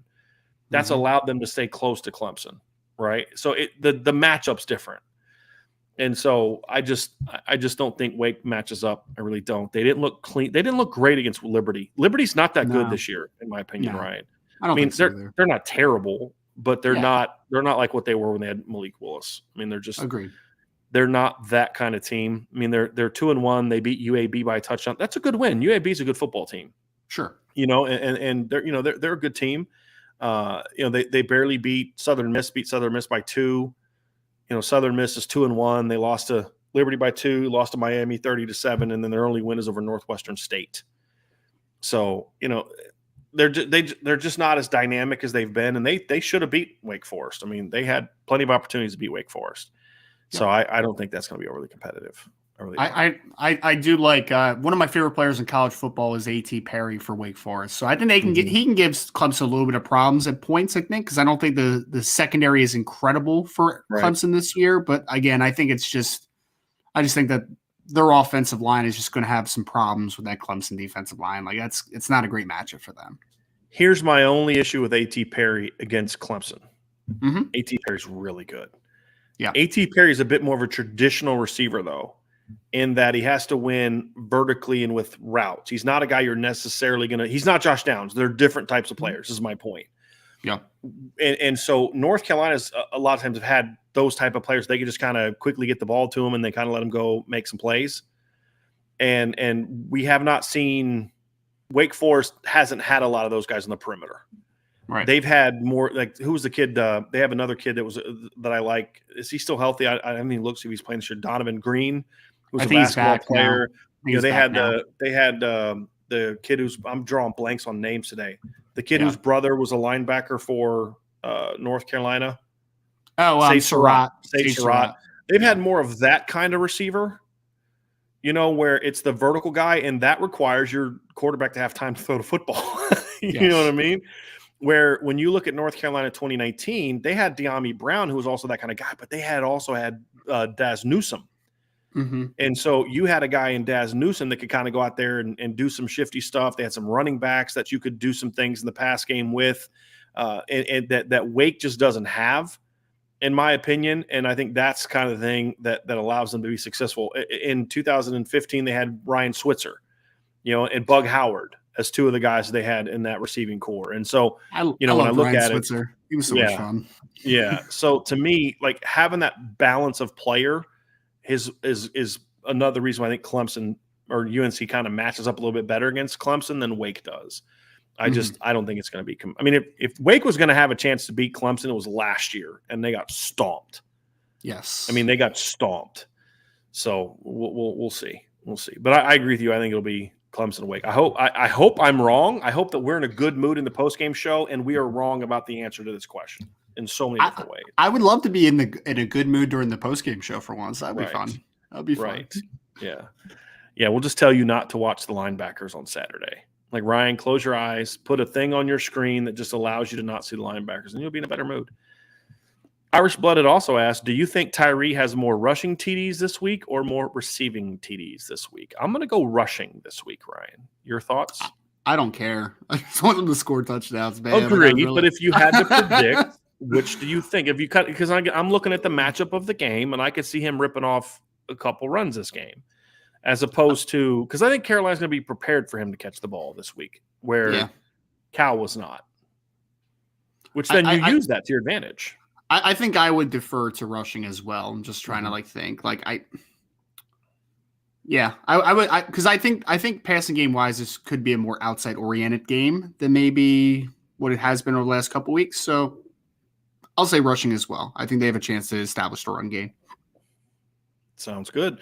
Ray Holcraft says, what kind of adjustment physically and mentally is needed for North Carolina to play well against Notre Dame after playing 3 lower level teams? I don't think they need to make an adjustment mentally as much other than just be more assignment correct on defense. Mm-hmm. I think the physical adjustments just come down to defensively, just be more. I mean, you can't make tackles, right? Be more aggressive attacking your gaps. Just play with more confidence. I guess that is a mental thing. They got to play with more confidence on defense. Offensively, the only adjustment is your offensive line is going to have to be prepared for hopefully better be prepared for a physical game. Mm-hmm. I think that's going to be the big difference. I think Georgia State tries to play physical football on offense. So, I mean, they had to scrap last week against Georgia State. They're not the talent that Notre Dame has, but just, style of play wise, I think that, was kind of similar to what they're going to see, a team that wants to run the football and all that kind of stuff. But this is a bigger, faster, more athletic, more physical group than you've seen. And as long as the coaches let them go, the only adjustment is you better be ready physically to bring it. That's the only thing for me. Brian, I'm going off on a slight tangent here for a second. Sure. Do you want to blast from the past from a recruiting perspective? Do you remember Jamiest Williams that went to South Carolina, the defensive back? Do you know that he is now a running back for Georgia State? Do you know that? How old is he? He's got to be a 6-year senior. Has to be. My gosh. Yeah, he's playing running back for Georgia State. Last year, he averaged like 8 yards a carry or something like that. It's pretty funny, though. Wow. Yeah. That's I'm trying to see what class he was. That's nuts. He's got to be like 2017. Yeah, he had to have been. Yeah, he had to have been. Yeah, 2017 class. Goodness gracious. Yeah, he was a top 100 recruit.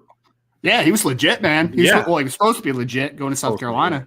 Yep. He had an offer from Bama. Jeez Louise. Now he's an offer from Notre Dame. Running back from Georgia State, man. Wow. Yeah. Who knew? That's an interesting one. I saw his name on the roster last year, and I'm like, what the heck? I didn't know he played there. Again, I was right. They're trying to run the ball. Yeah. Their team wants to run the football. Yep. Yeah, interesting. Here we go with more. David Carpenter, is North Carolina Stadium a hostile environment? I wonder if they will contribute to false starts for us. It's not a hostile environment like you think of, like when you think of Penn State and Ohio State and places like that. But when their team is good and they're playing a big name opponent, they get loud. It shouldn't be so much that it's going to this isn't like playing in Athens in 19, right? I'm sorry. It's just not. This is no disrespect to North Carolina fans. It's just a different atmosphere. But can they get loud? Will they get into their team if their team is playing well? Absolutely. And when Notre Dame played them in 2020, when went down there and played them in 2020, the one thing that we have to remember is, do you know how many fans were at that game, Ryan? No idea. 3,500. 3,500. Oh, yeah. COVID. Yeah. Right. Yeah, and so they weren't able to when they jumped on Notre Dame early, there was no crowd momentum that was played into that game. I mean, I think that stuff matters to a degree. Sure. Right. If they have that success early this game, that place is going to be a lot louder than it was in 2020 when there was no crowd. So I think that has to be a part of it. Sure. But look, a crowd is only hostile as long as you allow them to be hostile. I mean, that's just the reality of it. There's a lot of hostile crowds when Bama comes to town, and they're not hostile after about 5 minutes, right? Because it's 17-0 all of a sudden, or 14-0 or whatever. But yes, if Notre Dame plays the way they have in recent games, yeah, they'll let that crowd get more involved, right? There's no doubt about it. 100%. And Donovan Amora, this is a funny comment. He just has a comment. It feels weird for me to have the most confidence in our secondary. And special teams. It's bizarre, isn't it? That was the two that was the positions that we in the offseason we were just kind of like, man, there's question marks here. I need to answer questions, and they have answered it so far. So Yep, absolutely. Here we got some more here. Jen's family. Do you think Notre Dame will run routes that are spread out and not together? Well, they better.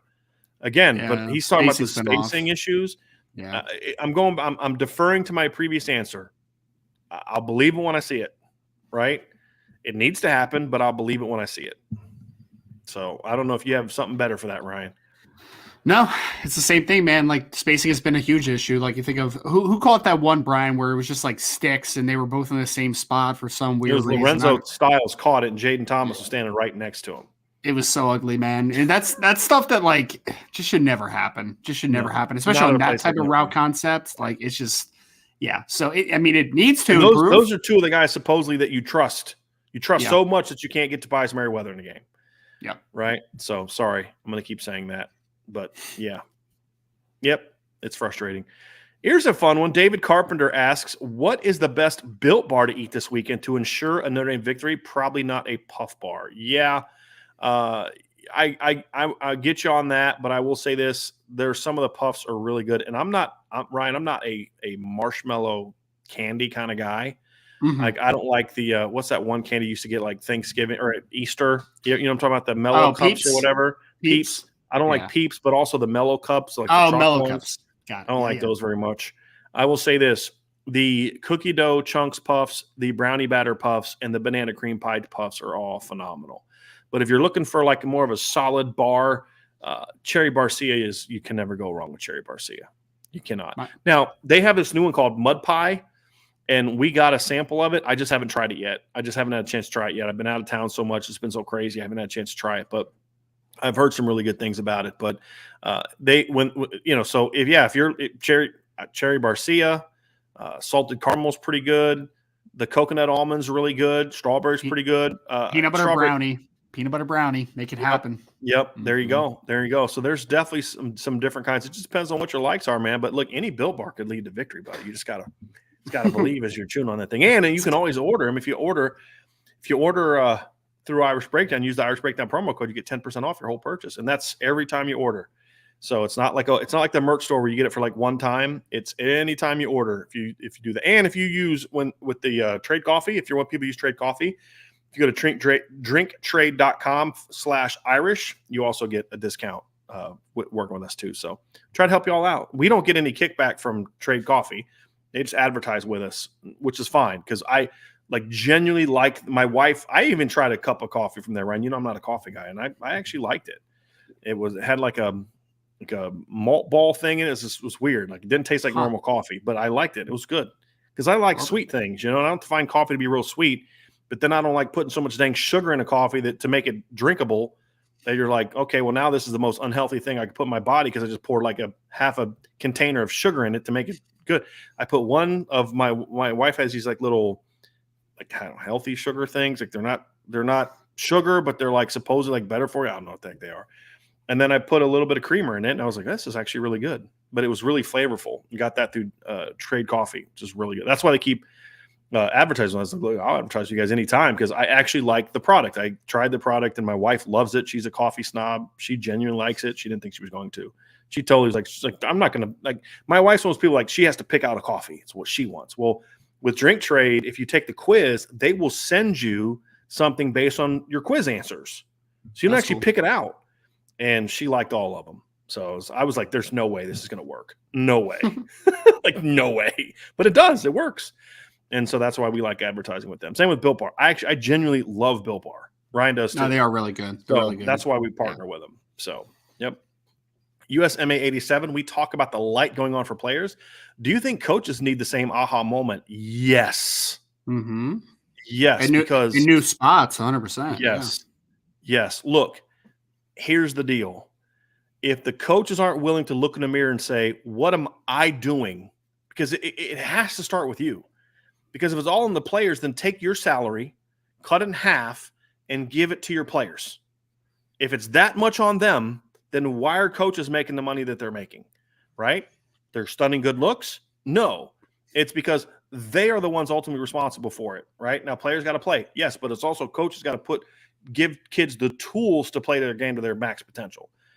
That's why teams will be bad. You bring in a new Notre Dame's defense, a perfect example, sucked for 3 straight years. I mean, sucked. As Lou Emoji pointed out, worst 3-year stretch of run defense in school history under Brian Van Gorder. It took them one offseason and Mike Elko to fix it all. Because why? Same players, but they brought in actual coaches. Yep. And all of a sudden, Notre Dame's good enough to go out there and go 10-3 against a schedule that had 8 ranked teams on it, right? And with the games they lost were not on the defense; they were on the offense. So Miami's defense scored more points against Notre Dame in 2017 than Notre Dame's offense scored that game. I'm just going to remind people of that, by the way. Yep. Mike, Drosico, I hope I'm getting that right, Mike. No disrespect intended, but they are the same linebackers that played last year, right? So why are they so bad this year? Ryan, it's kind of what we pointed out. It's when players are thinking more than they're reacting, they're not going to be good. They're just not. And I mean, so yeah, Mike, you have 2 out of 3 that are the same starters that you had last year, right? Like you have JD Bertrand, and well, even though JD is playing a different position than he played last year, technically, but you have him that's coming back. You had Jack Kaiser that obviously played a lot and started at Rover last year. I think the biggest thing is there's not really much confidence with them right now, and I don't know why that is 100%. Like I think that they're just not comfortable in what they're being asked to do. They're not comfortable in the system at the moment, and that's troubling, obviously, a little bit. With again, we talked about you have a lot of great defensive minds on the staff. You have a lot of great linebacker minds on the staff, and at this point, it is really not meshed at all at this point, right? So I think it's about I know you hate this word, Brian, but there is a simplification I think that needs to happen a little bit, right? You need to play a little more to the strengths and let them run free. Let them play free a little bit right now. Same thing that I talked about with the defense in general. Take the shackles off a little bit and just let these guys read and react a little bit, right? I think that's when Maris Loifau is going to be at his best. So he doesn't have to think as much. He's just reacting and triggering, right? Like that's the biggest thing for me right now. Yep. Next one from Brian J. Irish. Brian and Ryan, how confident are you in the Notre Dame offensive line, defensive line against Carolina? I am going to revert, Brian. They should dominate, but I need to see it. Yep. I need to see it. We've seen too many up and down performances for me to say, like, if I were to just look at the last game and say, see, they've arrived, they're good, that's confirmation bias. Yes. That's all that is. I thought they were going to be good. They've had one good game. That we're good now. That's confirmation bias. I need to see him string some games together like that. Because if they just come out this week and the defensive line's not dominant, it's going to be back to, well, we said that offensive line from Cal sucked, and they did. And so they beat up a crap offensive line. And, you know, North Carolina's offensive line is not great, but they're definitely better than Cal's, in my opinion. So you got to bring it. Right. And so if they don't, then it's just, okay, you had one good game against a bad line. And if Notre Dame's offensive line doesn't bring it, then it's like, okay, you played better for a game, but you couldn't keep that focus enough to come out and do it the next week. So, Brian, any question you all have about my confidence level, my expectations, look, we've laid out what the keys are. We've laid out the matchups that matter. We've laid out this is where Carolina is good. This is where Carolina is vulnerable. It's now up to them to say, okay, they need to see it too, and then do something about it. But as far as my confidence level, my expectations, I have none because this team has a lot to prove still for me, Ryan. On paper, they should have an advantage pretty handily, if we're being honest, from a talent perspective and just from a trajectory perspective. Like Notre Dame did play better on both sides of the lines last week. But at the end of the day, to reiterate what Brian just said, and to answer your question, Brian, I also have to see it. I just have to, man. Like it's something where Blake Fisher is better than anybody on the defensive line for North Carolina in theory, right? Isaiah Foskey should not get blocked. Yes. Isaiah Foskey should not get blocked by either one of these tackles one-on-one in theory. But theory only goes so far. You have to turn theory into practicality at some point, right? Potential has to become production. That's the thing I like to say. And there's a difference between being a talented player and a great player. 100%. Sometimes a great player is also a talented player, but just because you're a talented player doesn't mean you're a great player. Right now, Notre Dame has talented players. They don't have a lot of great players, really any great players. And so they need to start playing to their potential. Their potential needs to turn into production, which means we're not talking about what this team could or should be. We start talking about what they are, and they have a lot to prove before then. Next one from Michael Campbell. Lorenzo Styles got 7 receptions. Keep that up, but if he's running better yards after the catch routes, he will make bigger plays. I agree, but he's got to catch the ball in those yards after catch routes. You know, the drop on the crossing was terrible. Even though Drew threw that little slide route low, that still has to be caught. You know, you catch it for a 3 or 4 yard gain. If you fall down, if you can somehow keep your balance, you can run for 4 or 5 more. So, I mean, you know, there's opportunities, where they can and should get him. And I mean, we've talked about this, right? More crossers, more drags, more posts, more things where these guys are getting on the run. But then they did that last week, and Lorenzo gets open on the 3rd down, and he just whiffs on the ball. He barely touched it on a ball that was like right here, barely touched it. So, yeah, that's going to be interesting. So anyway, Jen's family, how far is Notre Dame from a national championship? Right now, light years because they're 1-2 and they're not going to be a playoff team this year. And so, I mean, you're 1-2 and you lost to Marshall. Is the talent level close? I haven't changed. Ryan, have you changed your opinion on the talent level at Notre Dame since the summer? I haven't. No, it's. I mean, it's the same, Brian. Like I think Notre Dame is one of the 5 to 10 best teams in the country from a talent perspective, right? Like I think they're in that ballpark. They're not coaching or playing to that nearly that high of a level to the question, right? So they are, as you said, they're light years away. They're not in the ballpark yet. They're not. They have to put it together, and they have not put it together this season so far. Absolutely not. All right. So yeah, they have a ways to go right now. They took a step back so far, but let's see how they finish at the end of the year. Right, that's going to be the question. If you'd asked USC fans about their team at the beginning of 2016, they'd feel a whole lot worse about their team than Notre Dame does right now. By the end of the year, you ask USC fans, all 7 of them that were still paying attention, what they thought of that football team, they'd have been like, we can play with anybody.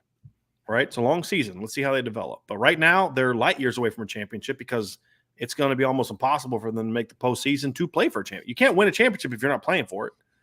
Right? When you're 1-2 and you have a loss to Marshall at home, the odds of you getting to the playoff are slim to none. Jay Montalbano, who will be the offensive MVP and defensive MVP in this game? So, Ryan, I'm going to ask the question this way. I'm going to ask it this way. If Notre Dame wins the way that you have in your prediction, and we will not share your predictions yet, but if they win, who do you think will have to be, or do you think would be the MVPs if Notre Dame wins the game the way that they are supposed to? I would say Chris Tyree is the offensive MVP in my formula because I think that he is a kid that, again, we saw flashes of it last week, but he's a kid that I think can break a big run on in the run game, and I think that he can also do some stuff in the passing game. So I think that the versatility is something that pushes me to, if used correctly, he can have a big game.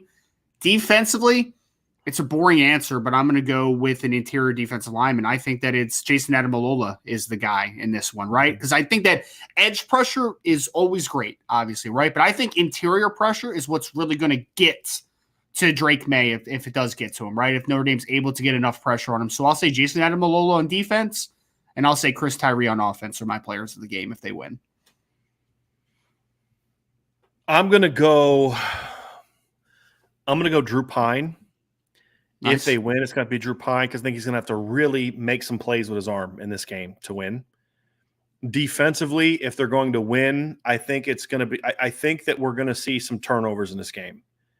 And I think whether it's Cam Hart or Benjamin Morrison or Clarence Lewis, somebody's going to have a couple huge plays in this game that result in turnovers in the secondary, and someone's going to have a big day. So, you know what? Here's what I'm going to do.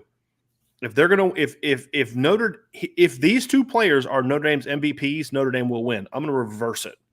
Drew Pine on offense, Tariq Bracy on defense.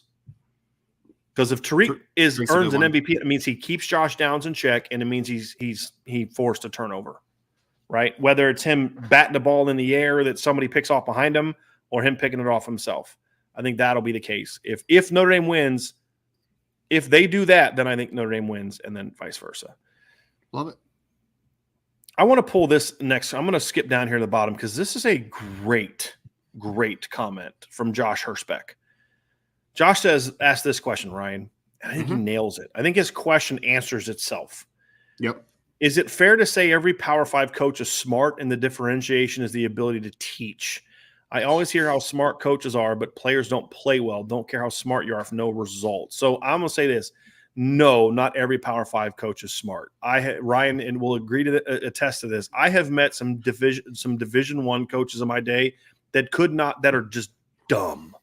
I'm just like, how are you? And it's like, oh, you played there. Makes sense. Or you're a former Division I player and people keep hiring you because I don't know, who knows why. I have met some bad Division I coaches. There's bad coaches at every level. There's dumb coaches at every level. NFL on down. I mean, when I was at Christopher Newport, I had a kid that had played with the Steelers and was like trying to get in the NFL. He came to me to work with him over the summer, and he's like, dude, our receivers coach is Hines Ward. Like, our receiver coach does nothing. Like, Hines coaches us up. right? There's some bad coaches at the Division One level, NFL level.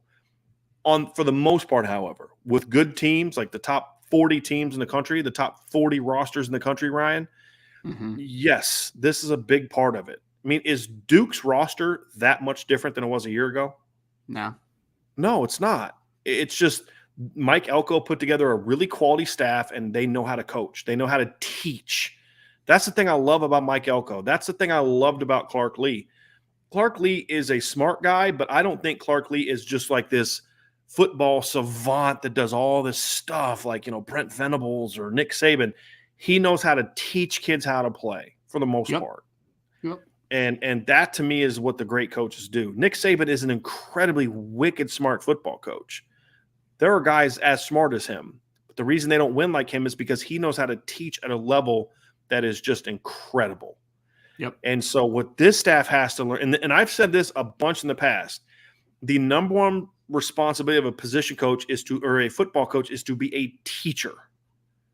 That's why so many coaches have an education background, right? Like that's why. Yeah. I mean, there's a lot of coaches that are former teachers or teachers that also coach. Like that's a big thing, is the ability to teach. I've also been around a lot of what I would consider really smart football guys that didn't know how to teach. Like they didn't know how to do it. It's just they didn't know how to translate something that they do so naturally into a player being able to do it, right? Like they just didn't know how to do it. So to your point, Brian, it goes both ways. Like there's some guys that should not be coaches just from a intelligence level perspective.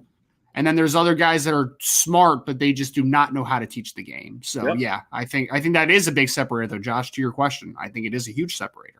Absolutely. Great question and observation, Josh. And that's what this staff has to learn. They have to learn. Tommy Rees is I want to explain, I don't think he is a wicked smart guy when it comes to football, like scheme and X's and O's and that kind of stuff. What Tommy has to learn and what he has not shown yet is that he can teach the game. The best his offense ever looked was with a quarterback he didn't have to teach. Jack Cohn showed up at Notre Dame already knowing how to play the position. Tommy's job was just put the scheme in place. That's what happened to Charlie Weiss.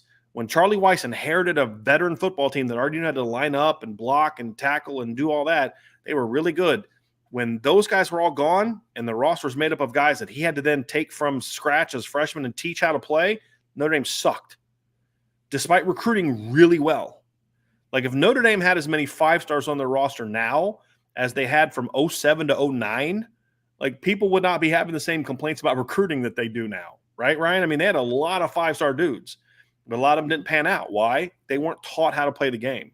Weren't developed. Yep. And that's the thing. And Charlie was a wicked smart dude, but you got to be able to teach. And it's not just teach them how to run all these concepts, but teach them how to do the simple things. Teach them how to think on their feet. Teach them. It's like with anything. One of my frustrations is like in college is I think there's too much indoctrination that happens at college, and you have too many professors. And I dealt with this all the time when I was a student. Professors trying to get you to think what they think, and I'm like, that shouldn't be your job. Your job should be teach and then and then allow me. Now, again, we're not talking about things that there is only one answer. 2 + 2 is 4. There is no other answer. Okay, but others things where there is interpretation. So if I'm taking a poli-sci class and we're talking about Keynesian economics, or we're talking about Milton Friedman's beliefs, right? Two polar opposites. Your job is not to tell me that Keynes is better or that Milton Friedman's better. Your job is to teach me the two principles and then teach me how to think critically so I can decide what I think is the one that I like or I think is best. It's about critical thinking. It's about teaching people to think on their feet, not so much to just run this route because I said so, right? It's why am I trying to get you to run this route this way? Because if you understand why I want you to run the route that way, then you're going to understand what to do when the team does something that we didn't necessarily prepare for during the week of practice. Adjust. Because you understand the heart and soul of why we're asking you to do what we're doing.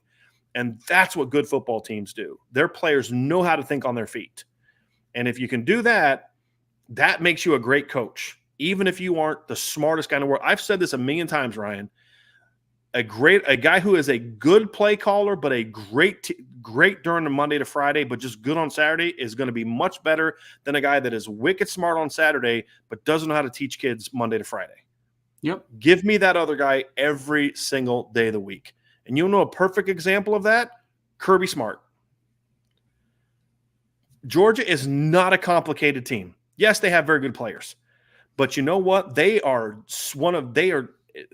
school Bama. They're very talented, but they are fundamentally sound. They know how to play. They're physical. They're always in the right spot. They don't beat themselves anymore. They did early in his tenure. He's getting the thing going, but they don't beat themselves right now. You have to beat them. Bama beat them in the SEC title game. They were just better, right? But then in the championship game, Georgia just kept hanging around, playing sound football. And then every time Bama made a mistake, Georgia pounced, right? Because Kirby is great Monday to Friday. He's an okay game day coach. Not a great game day coach, but he's great Monday to Friday. And that's why I think Georgia has become so much better. It's not just about there's talent. There's teams with really talented teams that aren't that good, right? And that's what to me makes Kirby so good. It's what made it's the most underrated aspect of Nick Saban. Is how good of a teacher he is. Yes. All right. That was a great one, Josh. I loved that one. Andrew Radford, are y'all looking forward to the new NCAA football game to come out next year? I still play 14. Yes. Heck yeah. Oh my gosh. You have no iddia. We need to have an IB tournament when that happens. Gosh. Yes. Ryan, I'm like, hey guys, the entire Irish Breakdown staff, including me, has asked for the week off. So we are not going to be doing anything this next week. That's not allowed, by the way, right? Unless you want to use your vacation days. Okay, everyone that I have work for me has taken this week, cashing in on their vacation days this week. Yes, I'm very much looking forward to that. Is it true that they're going to have the transfer portal in there? I saw the thing on. There was an article the other day saying that they were going to have the transfer portal as part of it. I don't know if that was like a joke or not. Are they going to have NIL in there too? I don't know. Might as well. I mean, that's the reality of college football now, right?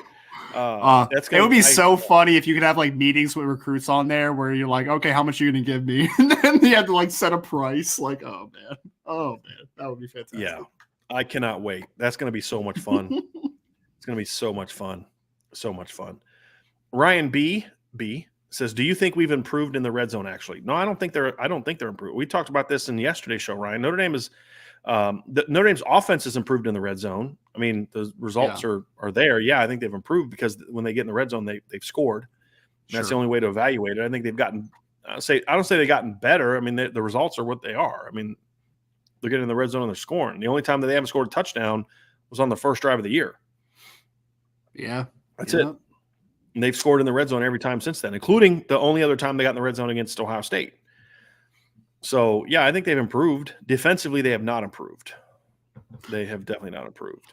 Yeah. Sorry, I just saw Antoine's comment here. I feel like I need to pull this up because it was hysterical. He said, I quit one of my exes because of NCAA football. She said it was either her or the game, and guess who won? I mean, that's a good way to test someone's love. Like, wait a minute, you think you're more important to me than this? You don't know me very well. Yeah. Antoine, I mean, dude. Yeah, I feel you. I mean, I wouldn't say that now about my current spouse, but you're my current spouse, my only spouse. I wouldn't say that about Angela, but there's girls I dated that they were trying to be like, hey, you need to spend more time with me and not that game. I'd have been like, if one of these two things has to go, you're not going to like which one. I'm just telling you right now, you're not going to like my answer a whole lot. I'm just going to be real with you on that one. Last couple ones here, and let's get to this.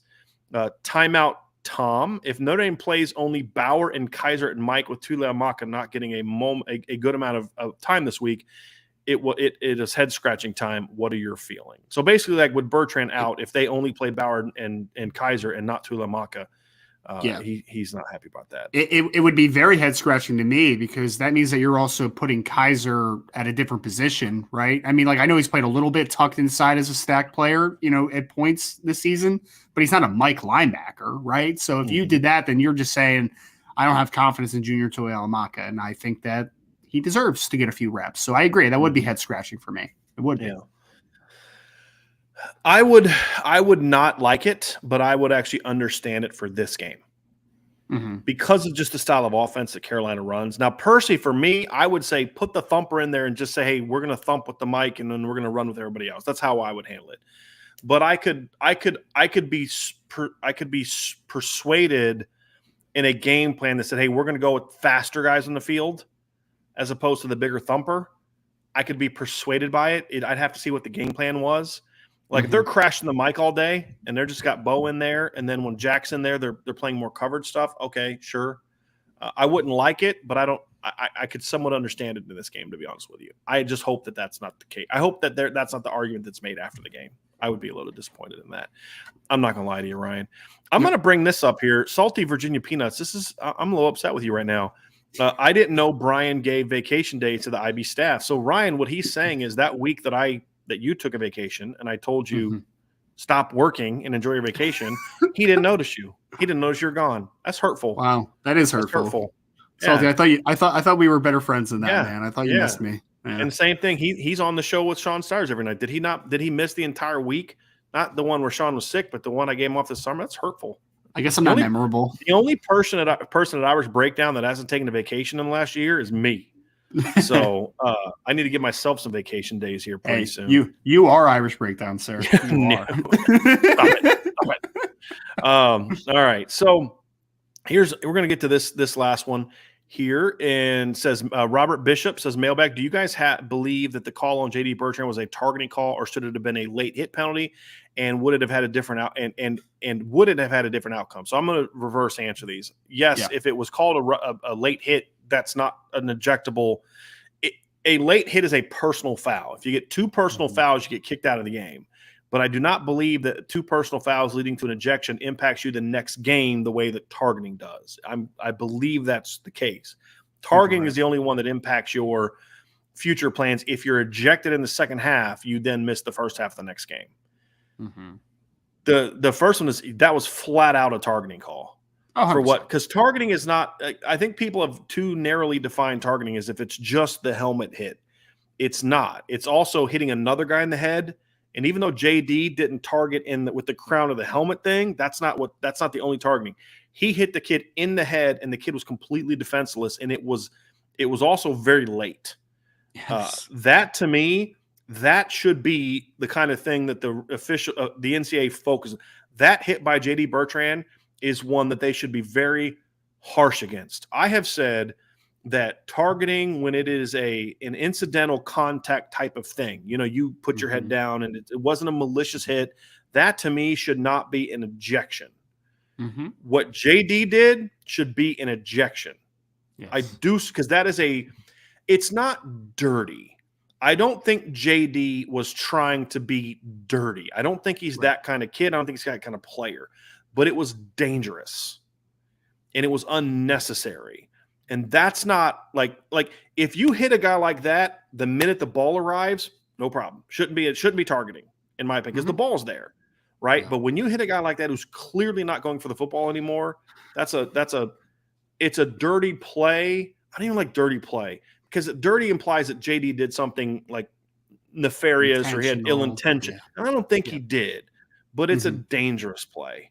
Dangerous, yes, and that should be target. That should be an ejection. When a guy goes down, like the cow guy that hit Drew Pine or hit Tyler Buckner again, or it's Drew Pine. That to me was a dangerous hit that you should be ejected for. You know what I'm talking about? When number 51 got kicked out. Yeah. The other ones that are like you're unsure of. It's just because the guy arrived at the ball. Like when a quarterback slides and a linebacker goes in and puts his head down and goes right for the quarterback's head, get him out. Yeah, get him out. Did you see the one in the first game between LSU and Florida State when Ali Gay just completely dug his head right into Jordan Travis? Like that type of play, man. Like you're out here, brother. Get out. That was a malicious hit. Yes. Right. And so that's different than like the play where Torrey Hunter got knocked out against Texas. Like that's classic targeting, but I don't know if I would support an ejection on that, because it was part of the play, but he led with his head. That should be a 15-yard penalty, but not an ejection. Right. The play later in the year where Deshaun Kaiser slid and the Virginia Tech guy just like went at his head that they didn't even call targeting, that should have not even been targeting. That should have been an ejection. That's how I think that they need to have varying degrees of targeting, in my opinion. And I'm so glad that Sean Taylor played in the era he played in, because could you imagine what his highlight reel would look like now? He'd be a completely different player. Sure would. So Do you it's remember when funny. he? Do you remember when he hit Brian Moorman in the punter from Buffalo in the All-Star game in the No, Pro Bowl? Oh my God, no, I don't want. Yeah, best hit ever. I can't Best hit remember. ever. Last time I watched the Pro Bowl was John Elway was still playing. Oh, nice. So yeah, It's was been never a couple really a years. Pro Bowl guy. Like the season's over, I don't care. But like there was a couple years ago, somebody shared a Sean Taylor Miami highlight tape, and I responded. I quote to him, I said, targeting. Like he'd get kicked out of so many games, because this is the way the game, it's just a different game back then. But yeah, it's a whole different deal, man. It really is a whole different deal. So somebody said that Torrey Hunter should have been targeting, and the one that got Pitt that he was from Stephon to it was crap. It was. My thing is, I think it was targeting on Torrey Hunter. That's what I'm saying. It should have been targeting. What I'm saying is it shouldn't have been an ejection, because I don't think it was a dirty hit. It wasn't a late hit. It was just, can't hit a guy in the head like that and can't launch that way. There just needs to be varying levels of it. Right now, I would say turn the incidental targetings into personal fouls. Meaning you get 2 of them, you're out. I'd do the same thing there. So that's what I want to see. I believe, Ryan, that is going to be – here we go. We got one from 10-Day. 10-Day says, do you guys feel that the D-line does not get a chance to get in a groove with all the rotating? I actually don't. I don't think that, 10-Day. I will say this. If you're practicing that way and you play that way, then they can get into a rhythm. I do. Yeah. Because what they do a good job of, and here, you know what, 10-Day, here's when I think it is. What I hate is when teams just do mass substitutions in a series, like constantly, just like 3 plays. Notre Dame does a good job of rotating by series. And then if they get past a certain number of plays, they will then rotate. Like if a team's like on a 7, a long, and they get to play 7 and there's an incomplete pass, they'll quickly rotate in a new D line. And I'm good with that. But they do a pretty good job of just mass substituting, in a series. And I think that's when it allows you to get into a rhythm. I know I'm going in, and when I go in, I know I'm going to play this series. I don't have to look over my shoulder in 2 plays and see, am I coming out? I think that's where you start to have some problems, Ryan, is when you're after every play, you got to look over like, okay, they taking me out on this one, or they taking me out on this one. When hey, when you go in, we're going to play, you get to play 6, because usually it's like, hey, if they get to play 6, we're rotating, I think that allows guys to get into a groove. So I think a rotation can keep a D line from getting into a groove. I don't think the way Notre Dame does. So it's a good question. Like after I thought about it for a second, I was like, okay, my first answer was no, it doesn't, because I'm looking at it Notre Dame specifically. But then I've seen teams that do it a way that I don't like, that I think hurts them from getting into a rhythm. So good question, 10-Day. When you got to kind of think about something, like, oh, okay, hold on a second now, let me rethink this one a little bit. So yeah, that's it. All right, so that is going to be the last question. So we're going to end with 10-Day's question. So that's it for today's show, everybody. We will be back tonight.